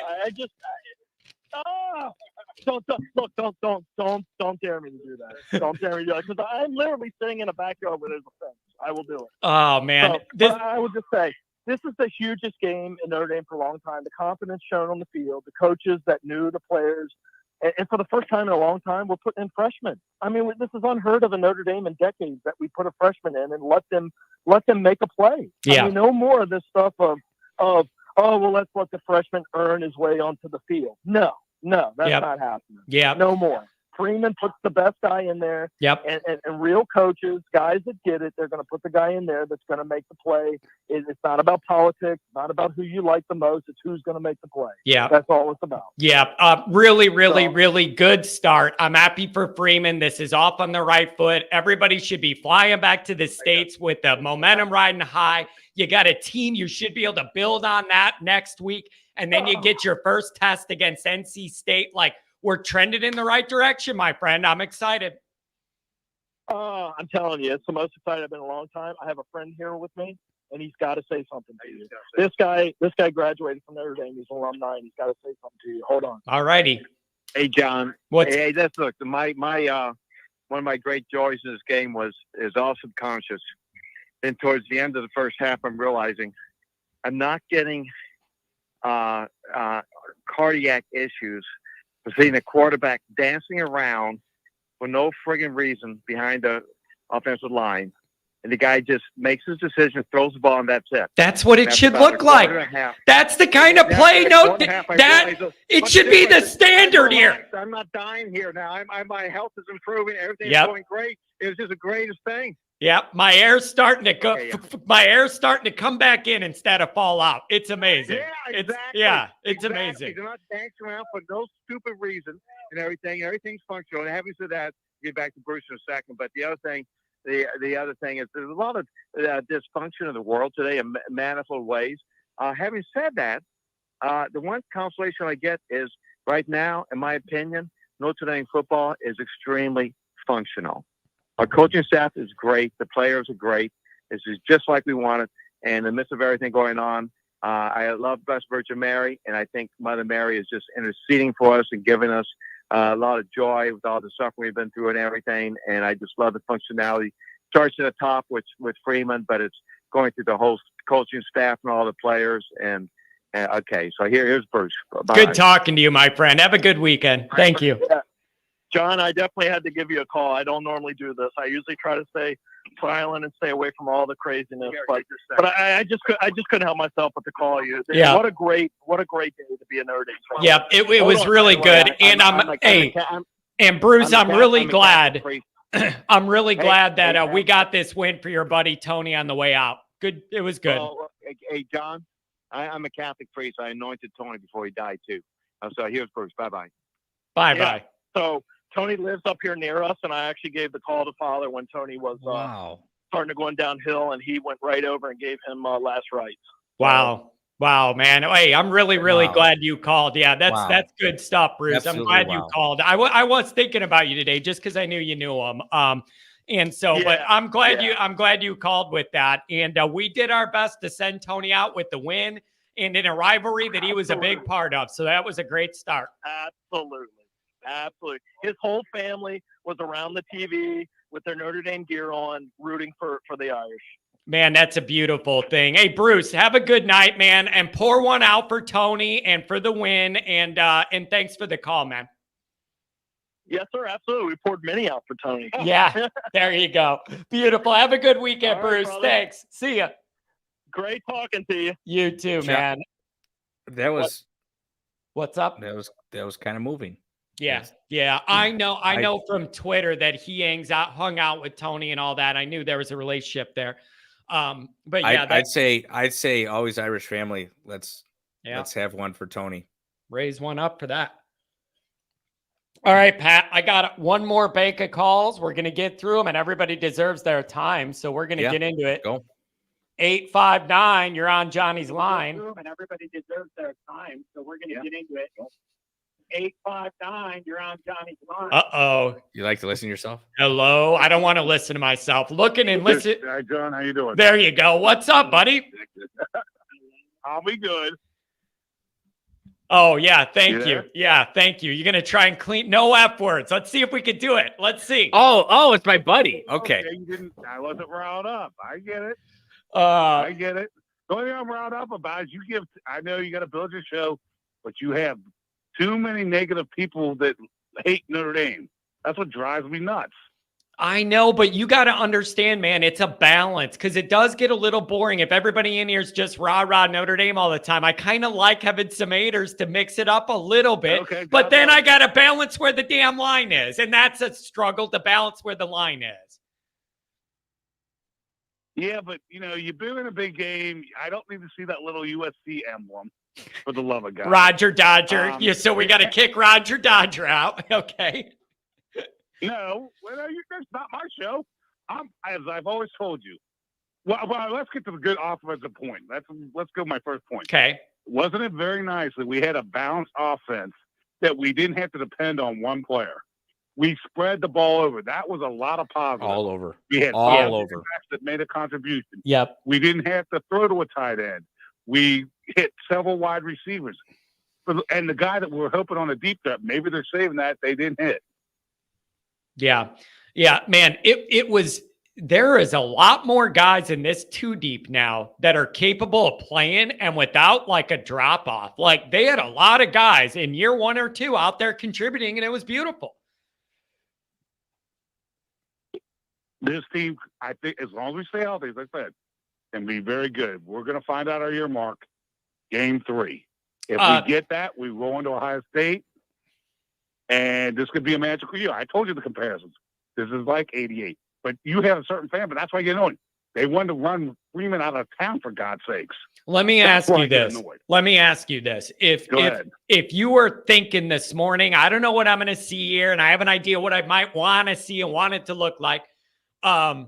Where did Hartman fall in that? Like, was he better than you were even open for week 1, or right where you wanted him? Where would you judge him? I trusted. No, I wasn't. No, too much experience. Saw him playing up. I granted it's a blue goal game, but no, I saw he could hit the throws. No, I wasn't worried about that. And you saw where he stepped upside the pocket. He made plays for a guy that's played 6 years. Yeah. Yeah. No, as you said, we have a legit quarterback. Yeah. We haven't had one of those. Yeah. But that's the other thing I get a little annoyed. Screw Tommy. No cuss words. Screw Tommy Reese and all the people. Problem. I'm not going to kiss everybody's ass that hates Notre Dame and wants to abandon ship. Wrong. If you live and die that place, or you do not, I'll get fired up. So I don't like traitors. But what I'm going to laughing stock is look at the guys that jump ship. They're going nowhere. You know the little boy that went to Alabama. He's going to be like the clown that's now at Pitt. And he's going to be on his 3rd school. Yet he was an academic guy and wanted his MD degree. Yeah, somebody sold him a bill of goods. Yeah. But it's a positive show. We showed bounce. Win next week, play more people. The only thing that's negative is that we didn't get – I thought they should have thrown the ball with the backup quarterback. You've got to get him experience in case one play away. Yeah, yeah. And it's – yeah, I don't know, man. I just think – all things are possible when you have a quarterback that is capable of doing what this guy is capable of. And we do not understand what that's like because we have not had that in so long. To be able to enter a game where you feel like the quarterback's not going to hold us back, and I know that guy's calmly going to do what needs to be done. We're not used to that. And it's just, it's a new world, man. It's like being born again, just having a real quarterback. And the other thing, what I saw, didn't look like any key injuries.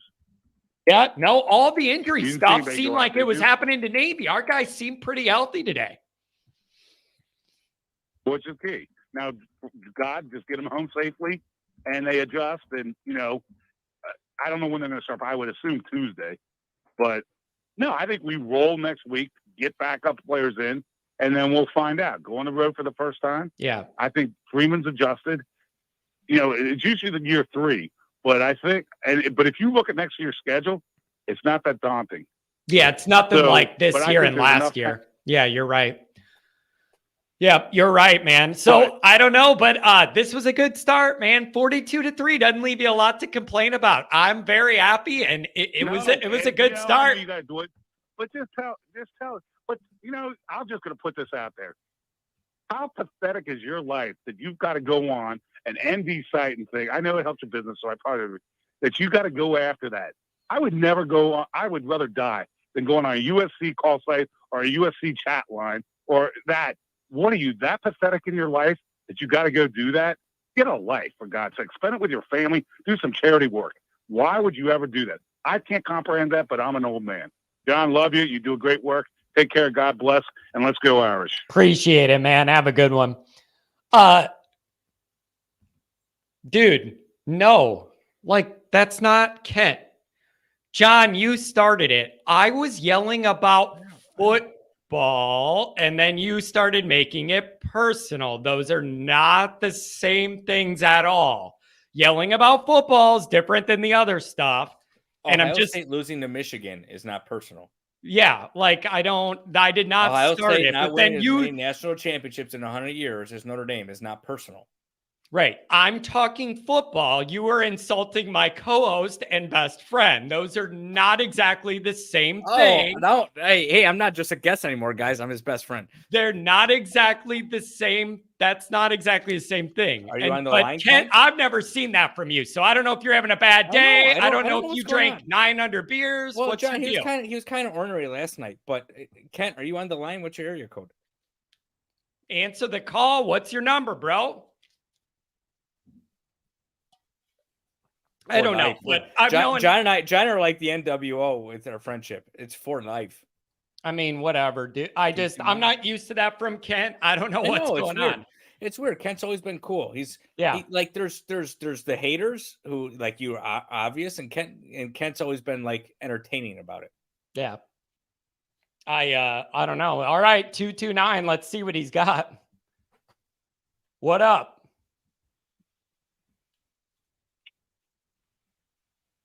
Hello? Kent! Hello? Hello? Hello? Yeah. We're here. We hear you. Talking to you. Yeah, I'm some hello. What's up? What's your problem today, man? What's your problem? What do you mean? What's our problem? Speak up. That's so I can hear you. Yeah, now you ain't got nothing to say. Speak up. What the problem is? What are you talking about? You're on a Notre Dame channel running your mouth. What did you expect today?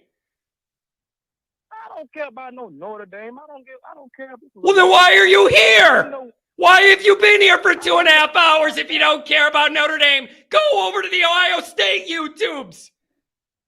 That ain't what we're talking about, and you know that all that. It's exactly what we're talking about. This all started arguing about Ohio State, Michigan. What are we talking about then? Talking about. You yelling ain't proving no point, and it ain't nothing to get solved. Ain't nothing getting solved with you yelling. Nothing. That's what I do, Ken. You've been here 2 years. That's what I do. It's my show. I want to know what y'all problem is. That's what I want to know. I want to know where Pat come off telling me to kiss his ass. That's what I want to know. You're telling me you're telling me that Notre Dame hasn't done anything in 100 years, and I said Notre Dame's won 11 national championships in 100 years. What has Ohio State done in 100 years? What you didn't leave it at that. You didn't leave it. I did leave it at that. As a matter of fact, I came back and I said, "You're a good guy. Nobody go after Kent because he's a good guy. He's here all the time. So don't give me that shit either." After the fact, I don't care about what you said after the fact, Pat. When you talking to another grown man, you do not sit here and say what you got to say, and then after the fact, you say, "Kiss my ass," because that's disrespectful.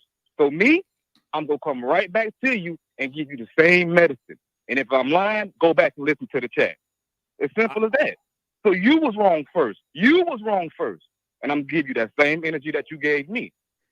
So until you decide to be a grown man, you came at me and said, "What has Notre Dame done in 100 years?"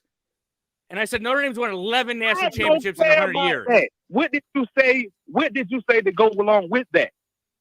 I said, kiss my ass if you think Notre Dame hasn't done anything in 100 years. You can kiss my ass if you think Notre Dame hasn't done anything in 100 years. And I'll stand by it. What the hell that got to do with what we talking about? You said it, not me. You said the 100 years. I didn't say shit. You said 100 years. Man, you ain't answering the question, bro. You doing all that. Question? I haven't heard it. Man, yes, I said 100 years. Yes, I said 100 years. That is not what I'm talking about. That is not where the personal came in at. That is not what the personal came in at. What are you talking about? The personal came in when you decided to say what you said. If you think Notre Dame has, I don't care if you're John. I don't care who the fuck you are. Kiss my ass if you think Notre Dame hasn't done anything in 100 years. You're goddamn wrong. Man, Pat, that don't mean you're a bum. You're trash. Y'all trash. You're bum. What you did on the display today, that was trash. Fine, cool. Your receivers, trash. The only thing that you had good out, the only thing that was good out there was your depth at running back. That was it. Because when Estimate fumbled, they was able to put Payne in, and they put Price in, then they put Love in. So that looked good on that behalf. So those touchdowns that all those receivers caught, they were trash catching all those touchdowns? It really... Huh? Speak up. I can't hear you. They were trash catching those touchdowns? Those trash guys catching touchdowns? I can't hear you. Hey, Kent, kiss my ass. Ken, I thought we were friends. Ken, I thought we were friends all these years. All these years, Ken. I thought we were friends. My mother asks, how is Kent's family? Have you heard from him? I thought we had a history. Why are you acting like we're like off the street and have no history here, man? It's just throwing me off a little bit. That ain't got nothing to do. It does. It should have something to do with it.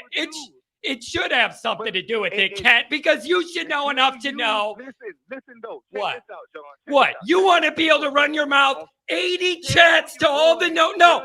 You want to run your mouth in the chat to all my people. We say something back and then you're all hot and bothered. It can't go that way.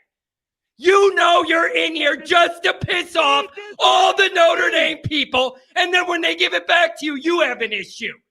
Doesn't work that way. You know you're in here just to get my people. You're in here just to get my people mad. And when they come back at you, now you're the big man who's offended. You ain't go check your friend? He told your friend because he the one that started. He the one that disrespected me first. So you ain't go check him?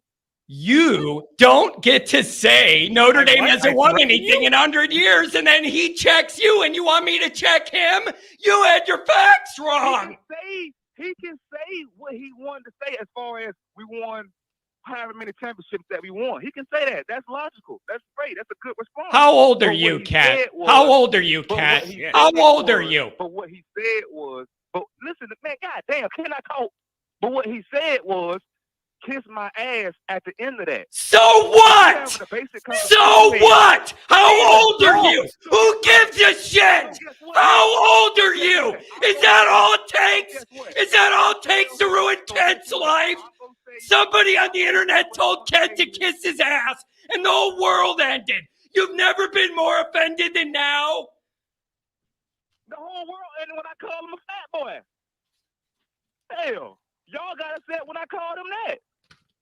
Why don't you go to an Ohio State chat? Leave. I do, Monday through Friday. I'm putting my feet up. Minutes of Sports. Zach Smith. Go check him out. He's nice. Ken. Real nice. Ken, you got to lighten up. It ain't, listen. No, you got to lighten up. You got to lighten up. You're the troll of all trolls. I can't wait. You're the troll of all trolls. He says one thing back to you and you act like you're a saint. No, you're acting like you're a saint. And that Pat came to you out of nowhere. You come in here all the time talking shit to my people, and then one guy says something back and now you're all offended. Come on. So the guy that was just called in, the priest. Hold on, Ken. And I responded to it. Johnny, the guy I'm disappointed. Kent goes in.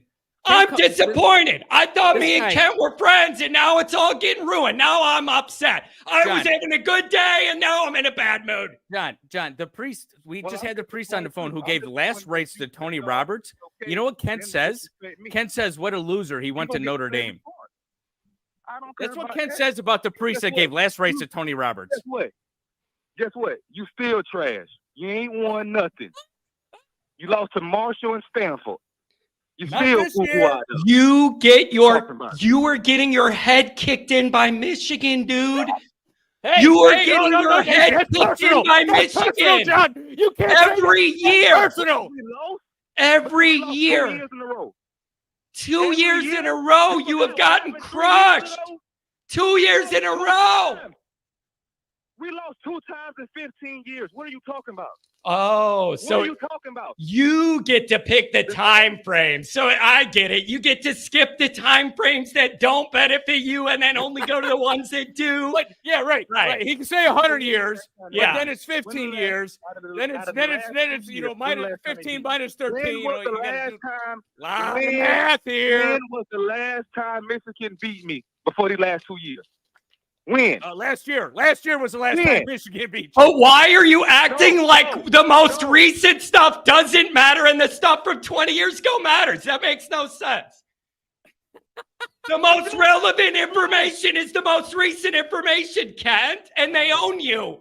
And the most, we lost the game. We lost against them. So what? What that supposed to mean? It's supposed to mean that it's supposed to mean. Are you a Michigan fan? Do you have on Michigan Wolverine stuff right now? No. You have on Notre Dame. Guess what? The last time Notre Dame played Ohio State, I beat the shit out you. I own you. You watch my draws. Who's I? Are you playing on the team? Who is I? Are you playing for the team? You play on the Ohio State football team. I'm invested. I like that. I'm invested. You say it. You say we. You say we all we. We're going to do this. I say we, and because I love Notre Dame. I never say I. I never say I. We is different than I. I've got a helmet on my head. We is different than I. We is like plural, like the fans and the team. I is like I. Let me tell you something. Zach Smith got an NIL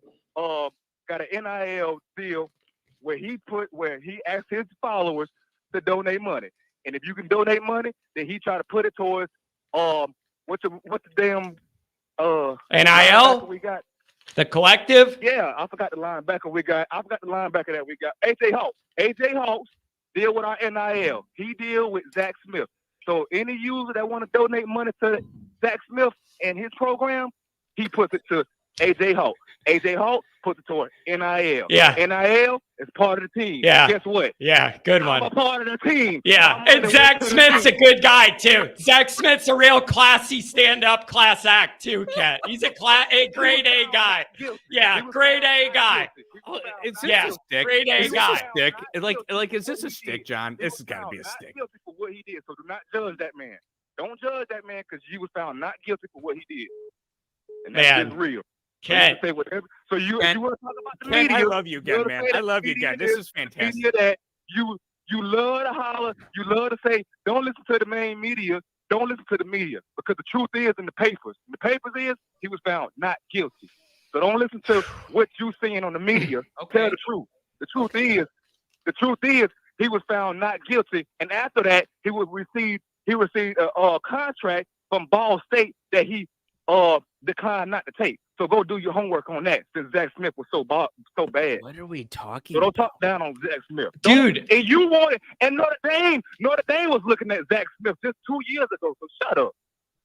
That crap, that sorry-ass team you got. Cat. Merriweather, the first play he do. Merriweather dropped the ball first play. Why? Can I ask you this? Can I ask you an honest question, man? Let me ask you this. Notre Dame, if all of this bothers you so much, why have you been here all this time? Just leave and it all goes away. Why are you working yourself up over a team you don't even follow? Go away. But listen, okay, can I respond to that? Yeah. Why do this to yourself, man? Listen then. Stop talking and let me talk. Damn. You just said, why am I here?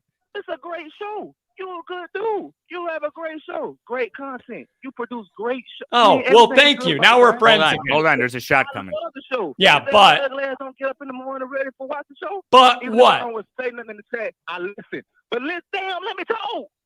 But the reason why we having this altercation, this problem today is because when I said what I said what I said. And a lot of times when I say something like last night, Chief Brody and a lot of other people, they said they had a comment and they responded back. Nobody said not one time, hey, kiss my ass, or hey. Wow. To me personally, listen, you got to listen. Me personally, guess what I said? I said, okay, he gonna tell me to kiss his ass. Guess what I'm gonna say? I'm gonna say what I want to say on my mind. I'm gonna say, look here, fat boy. So if you had a problem with that, you need to check your friend also, because he had no right, co-host or whatever he is. I don't hear you telling other people to kiss your ass. Oh, man. I heard you not. What? I just don't. That's all there is to it. We're having a problem today. We're having a problem today because somebody told me to kiss their ass. And me as a grown-ass man that handle my business, that do what I do on a daily basis, nobody, What are you going to do? Fight Pat through the internet? Like, what are we going to do? No. But what I said was I had my response, and that was it. I left it at that. Kent, I love you, brother. This is funny. I love you, man. I'm just not used to this from you, Kent. That's all. I'm just not used to it. I want to make sure you're all right, man. I'm just not used to it. And guess what? What? You normally have our back and forth. I'm not used to nobody telling me to kiss their ass.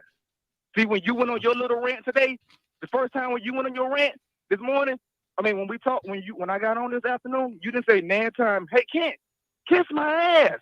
You didn't say that, did you? Did you? I didn't, but You did not say. But I think there's a difference. There's a difference. You have to respect the next man. What I'm saying is, sit there and say what you want to say. This is the internet. You on a microphone, Kent. This is a chat. This is a football chat room, and people say stuff all the time they would never say in person. Everybody understands that's not real life. That these are people just talking shit on the internet about football. It ain't that serious, man. I still love you, Ken. I still love you, Ken. But I am. I'm serious about it.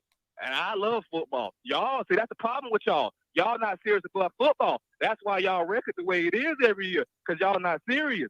I don't play that. I'm very serious about it. I love football. I love this. So this right here, kiss my ass about it? No. All right. Only thing I said about it was, hey, my phone is blowing up. All right. That was my response. All right. Well, Kent, I want you to have a good Kent. That was my response. I want you to have a good weekend, and I'm also going to make Pat get on the treadmill before next show. Okay. Yeah, no, don't do that. You tell Pat to respect. No, you tell Pat to respect everybody because he's on the microphone, and everybody on that live can hear him. I don't know if you actually follow what I do in the chat. They might not catch what I say. So guess what? I'm glad we took this call because guess what? As a grown man, Pat, you have to respect the next person. Because I have never said to nobody in the chat, as much as I talk noise, I've never told nobody. I go back through all your comments in the chat. Oh, all right, Kent. I got a couple more Notre Dame calls to take. I just have a good night. Have a good night, okay, man? Hey, Kent. It Kent, just I threw really me appreciate off. you calling. I appreciate you calling, Kent. This was good. Enjoy your win. Because guess what? September 23rd coming, and you're going to be sad. Like 6th, you being against Marshall, against Stanford, and me, and USC, a sick dog. All right, Kent, have a good weekend, buddy. Can you promise you will call first after the Ohio State game, regardless of the outcome? North Carolina State might beat you. I think North Carolina State might beat you. Hey, before I get off, do anybody want to make a wager? Ken, I will do this. Anybody on this call want to make a wager? Do anybody want to make any wager? Here's the problem, Ken. How do we pay each other? Easy. Hell, it's 2023. Zelle, Cash App, Mail, FedEx. Hell. However you want to I was do going to say we could do a donation with the wager, and the loser has to pay Always Irish. Speak up now. I can't hear you. I said we can do a donation with the wager, and the loser has to pay Always Irish. That's fine. And then we can do it. I bet you $20. I bet you $20. The loser pays John. That Notre Dame beats Ohio State. Okay, say it again. $20 that $20. Notre Dame beats Ohio State. The loser pays Always Irish after the game. Right. And then, but I mean, I don't want my money going to. Well, yeah, I guess that's fine. Yeah, we can do it like that. I don't want my money going to John, that idiot. Is that what you're going to say? Whatever. All right, I'm done with this. I'm done with this. Whatever. Kent, Kent, have a good weekend, buddy. Have a good weekend, and we'll have to revisit this in a few weeks for Notre Dame or Ohio State, all right? But have a good weekend, all right? Get off the phone, John. You're on my phone, idiot. Duh, you called me. I'm not getting off the phone. You get off the phone. Oh, John, you just called him an idiot. John, you just called him an idiot. I'd be careful. Oh, I didn't call him a fat one. That's across the line. Holy shit. You know, I when just I said, am not used to that from him. He when I talks said tough kiss all the my time. You ass- tell him to kiss your ass and he wants to fight. Well, the thing was, I wasn't telling Kent kiss my. I didn't say Kent kiss my ass. We were talking about Whatever. The conversation progressed into the wider people who bring up such certain shit. And I was just Whatever. saying, kiss my ass with that shit. I don't care. It wasn't directed at Kent. I like Kent. I've said it time and again. I like Kent. He just took it wrong. Kent, I am sorry you took it wrong. I've always liked you. Whatever. I'm moving on. 707. What's going on? Tough act to follow. Oh shit. Yeah. That just blew up. I don't know. Usually he's decent to work with, or at least I thought we had an understanding that we were kind of buddies, but that blew up on me. Anyways, back to Notre Dame. What did you think of that big win? Really? Don't let it bother you. Don't let those idiots from OSU ruin your high from winning, We had stars all over the field today. I mean, I want to give props to Kaiser, and I've been as anti-Kaiser as anybody in Notre Dame. And he played really well today. You know who didn't play?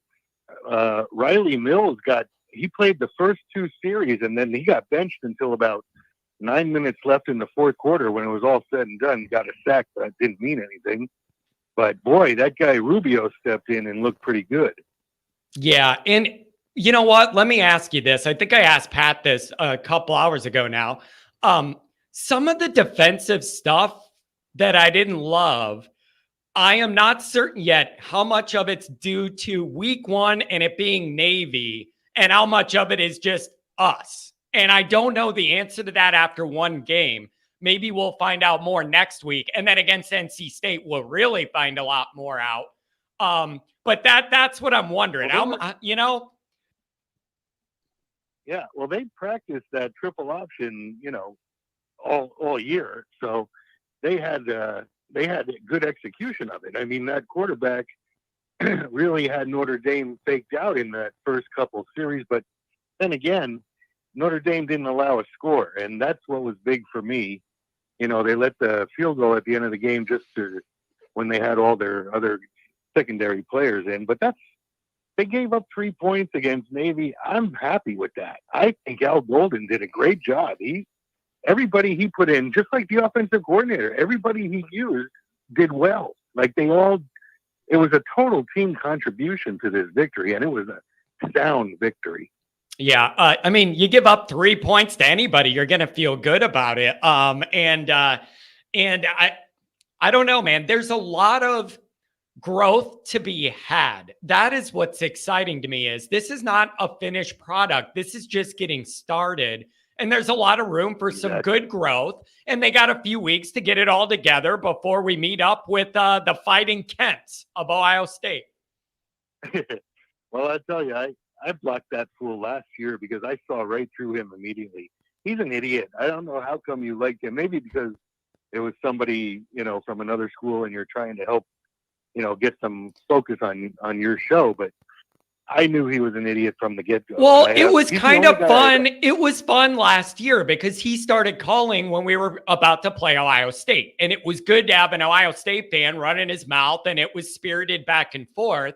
But it was all in jest, and then he checks in all the time. And I just thought he knew this was not personal. That's all. Whatever. My bad. How happy we were about him, well, his promotion, about his baby. We We were so happy for him. Year quarterback making his first start at the shoe, and his left guard was out for the game. I mean, he had every reason to be cocky and confident, and he was, and he's never changed. And now Notre Dame looks hella good, and he's all pissed off. Screw him. Yeah. So let's move on. It'll be interesting when we match up because no matter how it goes, you know damn well what's going to happen. If Notre Dame beats Ohio State, none of us will ever see or hear Kent again. And if we lose, he's going to be calling 90 times a day. That's how it's going to go. Exactly how it's going to go, but we're not losing this year. There you go. Not after today's showing. We got a real quarterback running the damn operation. Oh, he looks so good. Yeah. He looks fantastic. Yeah. He made every right decision. I only saw him get hit pretty good in the hip once, and that's when I worried. Like when they were up like 35-0 at the end of 3, I said, "Let's see Angeli." Who, by the way, Angeli reminds me facially of Tommy Rees. I was like, "Oh no." That's not a good start He looks generally. like Rees. I know. He looks like him. Yeah. Hey, I know you liked this. A lot of younger guys in the 2 deep today doing a lot of good things. It was really, really impressive. We were so convinced through the Kelly era that it was wrong and none of these guys could possibly compete early and it takes 3 years and they could see the field. We got young guys out there making plays, acting like they belong, and it was beautiful to see. And it proves that it ain't that hard to do. You just have to recruit and develop a little bit, have decent coaching. Yeah. And I loved what I saw out of Mickey, number 7. He is good. Yeah. He's very good. He's going to be a good one. Yeah, it was, man, I don't know. It was just a really good start. Just a rock solid start. It was better than what I was envisioning, like on the high end when I was like, what would it look like if we did pretty damn good today? I think it was pretty good. So I'm happy. There's a lot to build on here. It was a great start. Momentum up. The thing that scared me was when they had 4th and 2 and they threw their first and only first pass of the game. That was a great call. And sure enough, Cam Hart, like I said all the time, he goes for the first move and he got beat. It was very lucky they didn't get that completion because Cam Hart got beat, but nobody expected it. I mean, they've run the ball every single time, and then 4th and 2, and they throw the pass. It was a great call, but it didn't work. Luckily. Because who knows what might have happened. Yeah, I know. It was just nice to have those guys take each other out, having 2 Navy guys run into each other. Okay, that works. Yeah. Oh man. So what do you want to see them tighten up next week back at home? What would you like to see them improve on over this? You know, I want to see the same exact outcome. You know, I want them to be ready to play. I want them to be hungry. I want a lot of them to come in and play. You know, I want to build depth, give these kids all a chance to play because, you know, it was very smart to play a lot of people because in this day and age now, if you don't let these kids play, they're going to transfer. So if you give these kids we're going to hold them out 4 games or, you know, they get to play 4 games and then they're going to transfer anyway. So play them, you know, give them all a chance and let them all stay happy being at Notre Dame. Yeah. Yeah. It was, I don't know, man. It was good to see. It was good to see. And there's a lot to build on and the momentum is up and it was just a great start. A lot better than where we were last year at this time after week 1. So it was a really good start. Anything else on your mind, my friend? Yeah. Jaden Thomas, I mean, the first pass they threw was to him. I was very happy to see that. Yeah, he's going to be old reliable. That's what he's going to be. He is stable, steady. He is going to be a reliable target.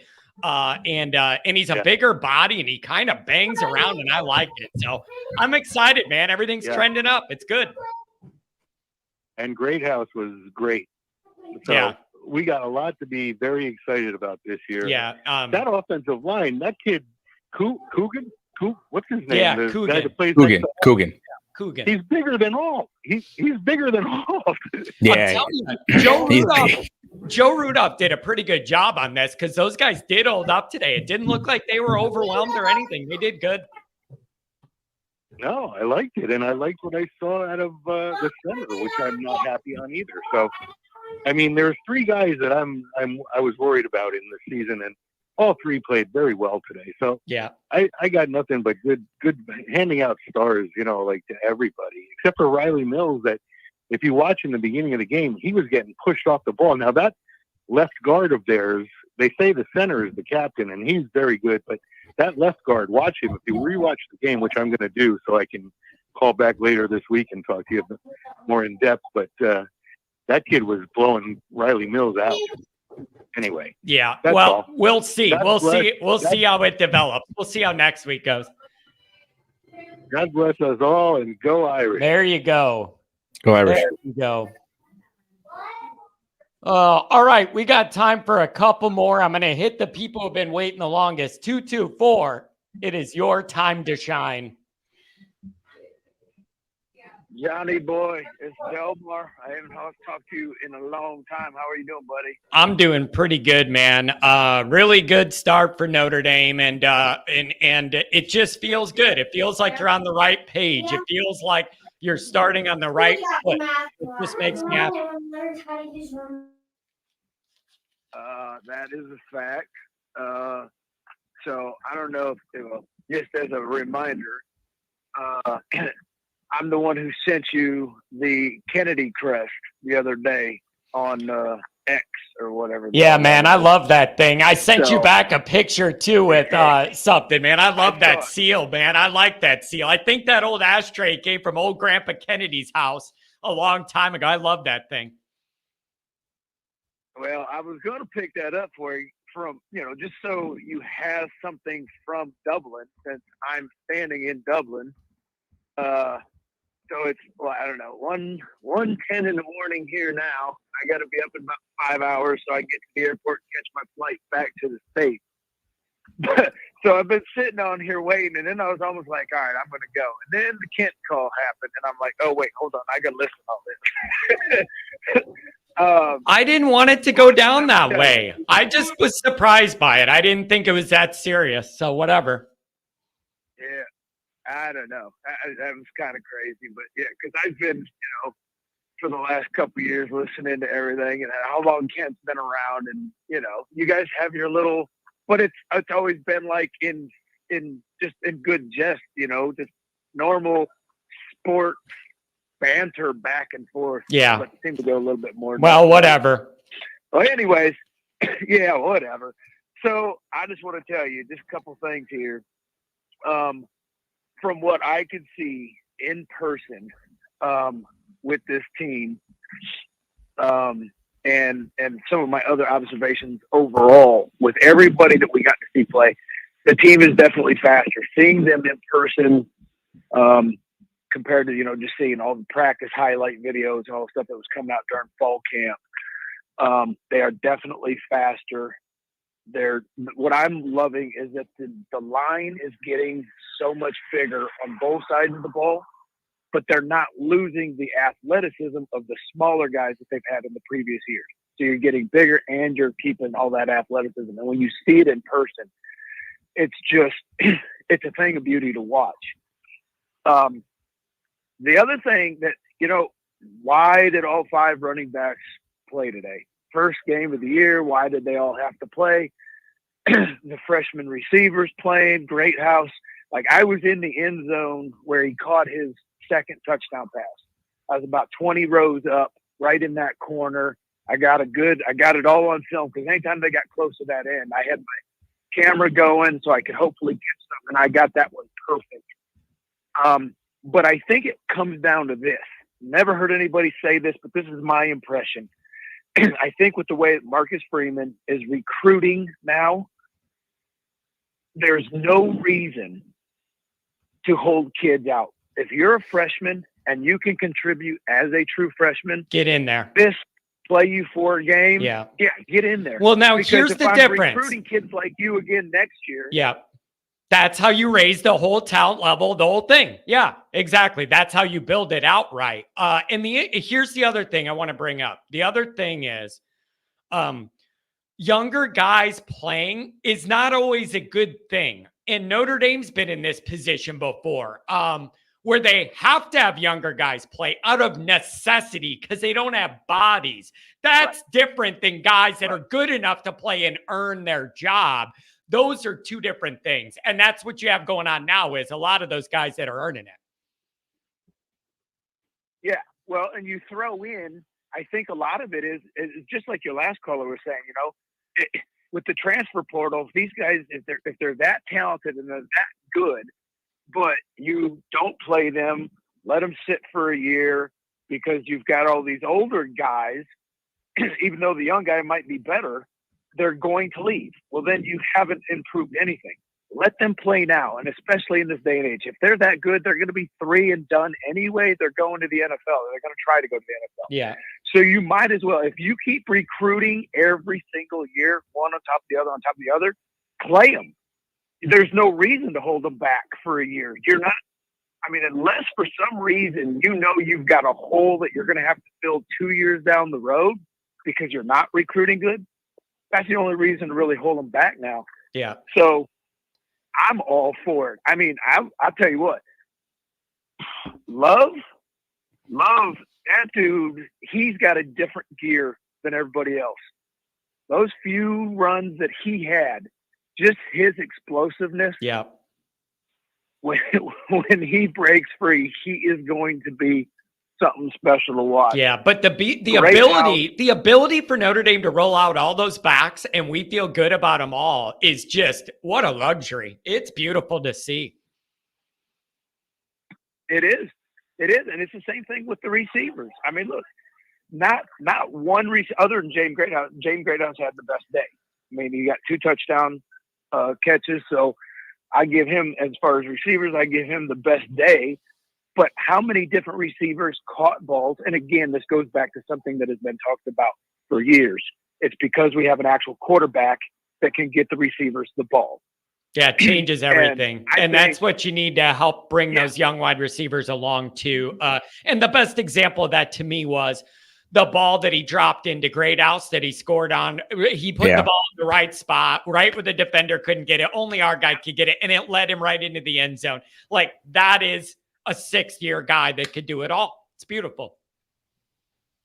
Yep, absolutely. And when you look back at the spring game, you know, who did Hartman connect with the most? Yeah. It was Greathouse. Yeah, Greathouse. And everybody's like, oh, well, it's just the spring game, you know, Greathouse, he's good, but he's not going to play, you know, in the real game, you know, blah, blah, blah, blah, blah. And it's just like the spring game continued today for those two. For some reason, they seem to really have a great connection. Yeah. And I think that's awesome to have a guy with as much experience as Hartman and taking that true freshman and turning him into a star as early as he possibly can. I think it's going to be great for the team this year. But that's about it. It's about time to get out of Dublin, get back to the States. There you go. Hey, man, I really appreciate the call, and I want you to have safe travels back. Okay, my friend? Yeah, absolutely.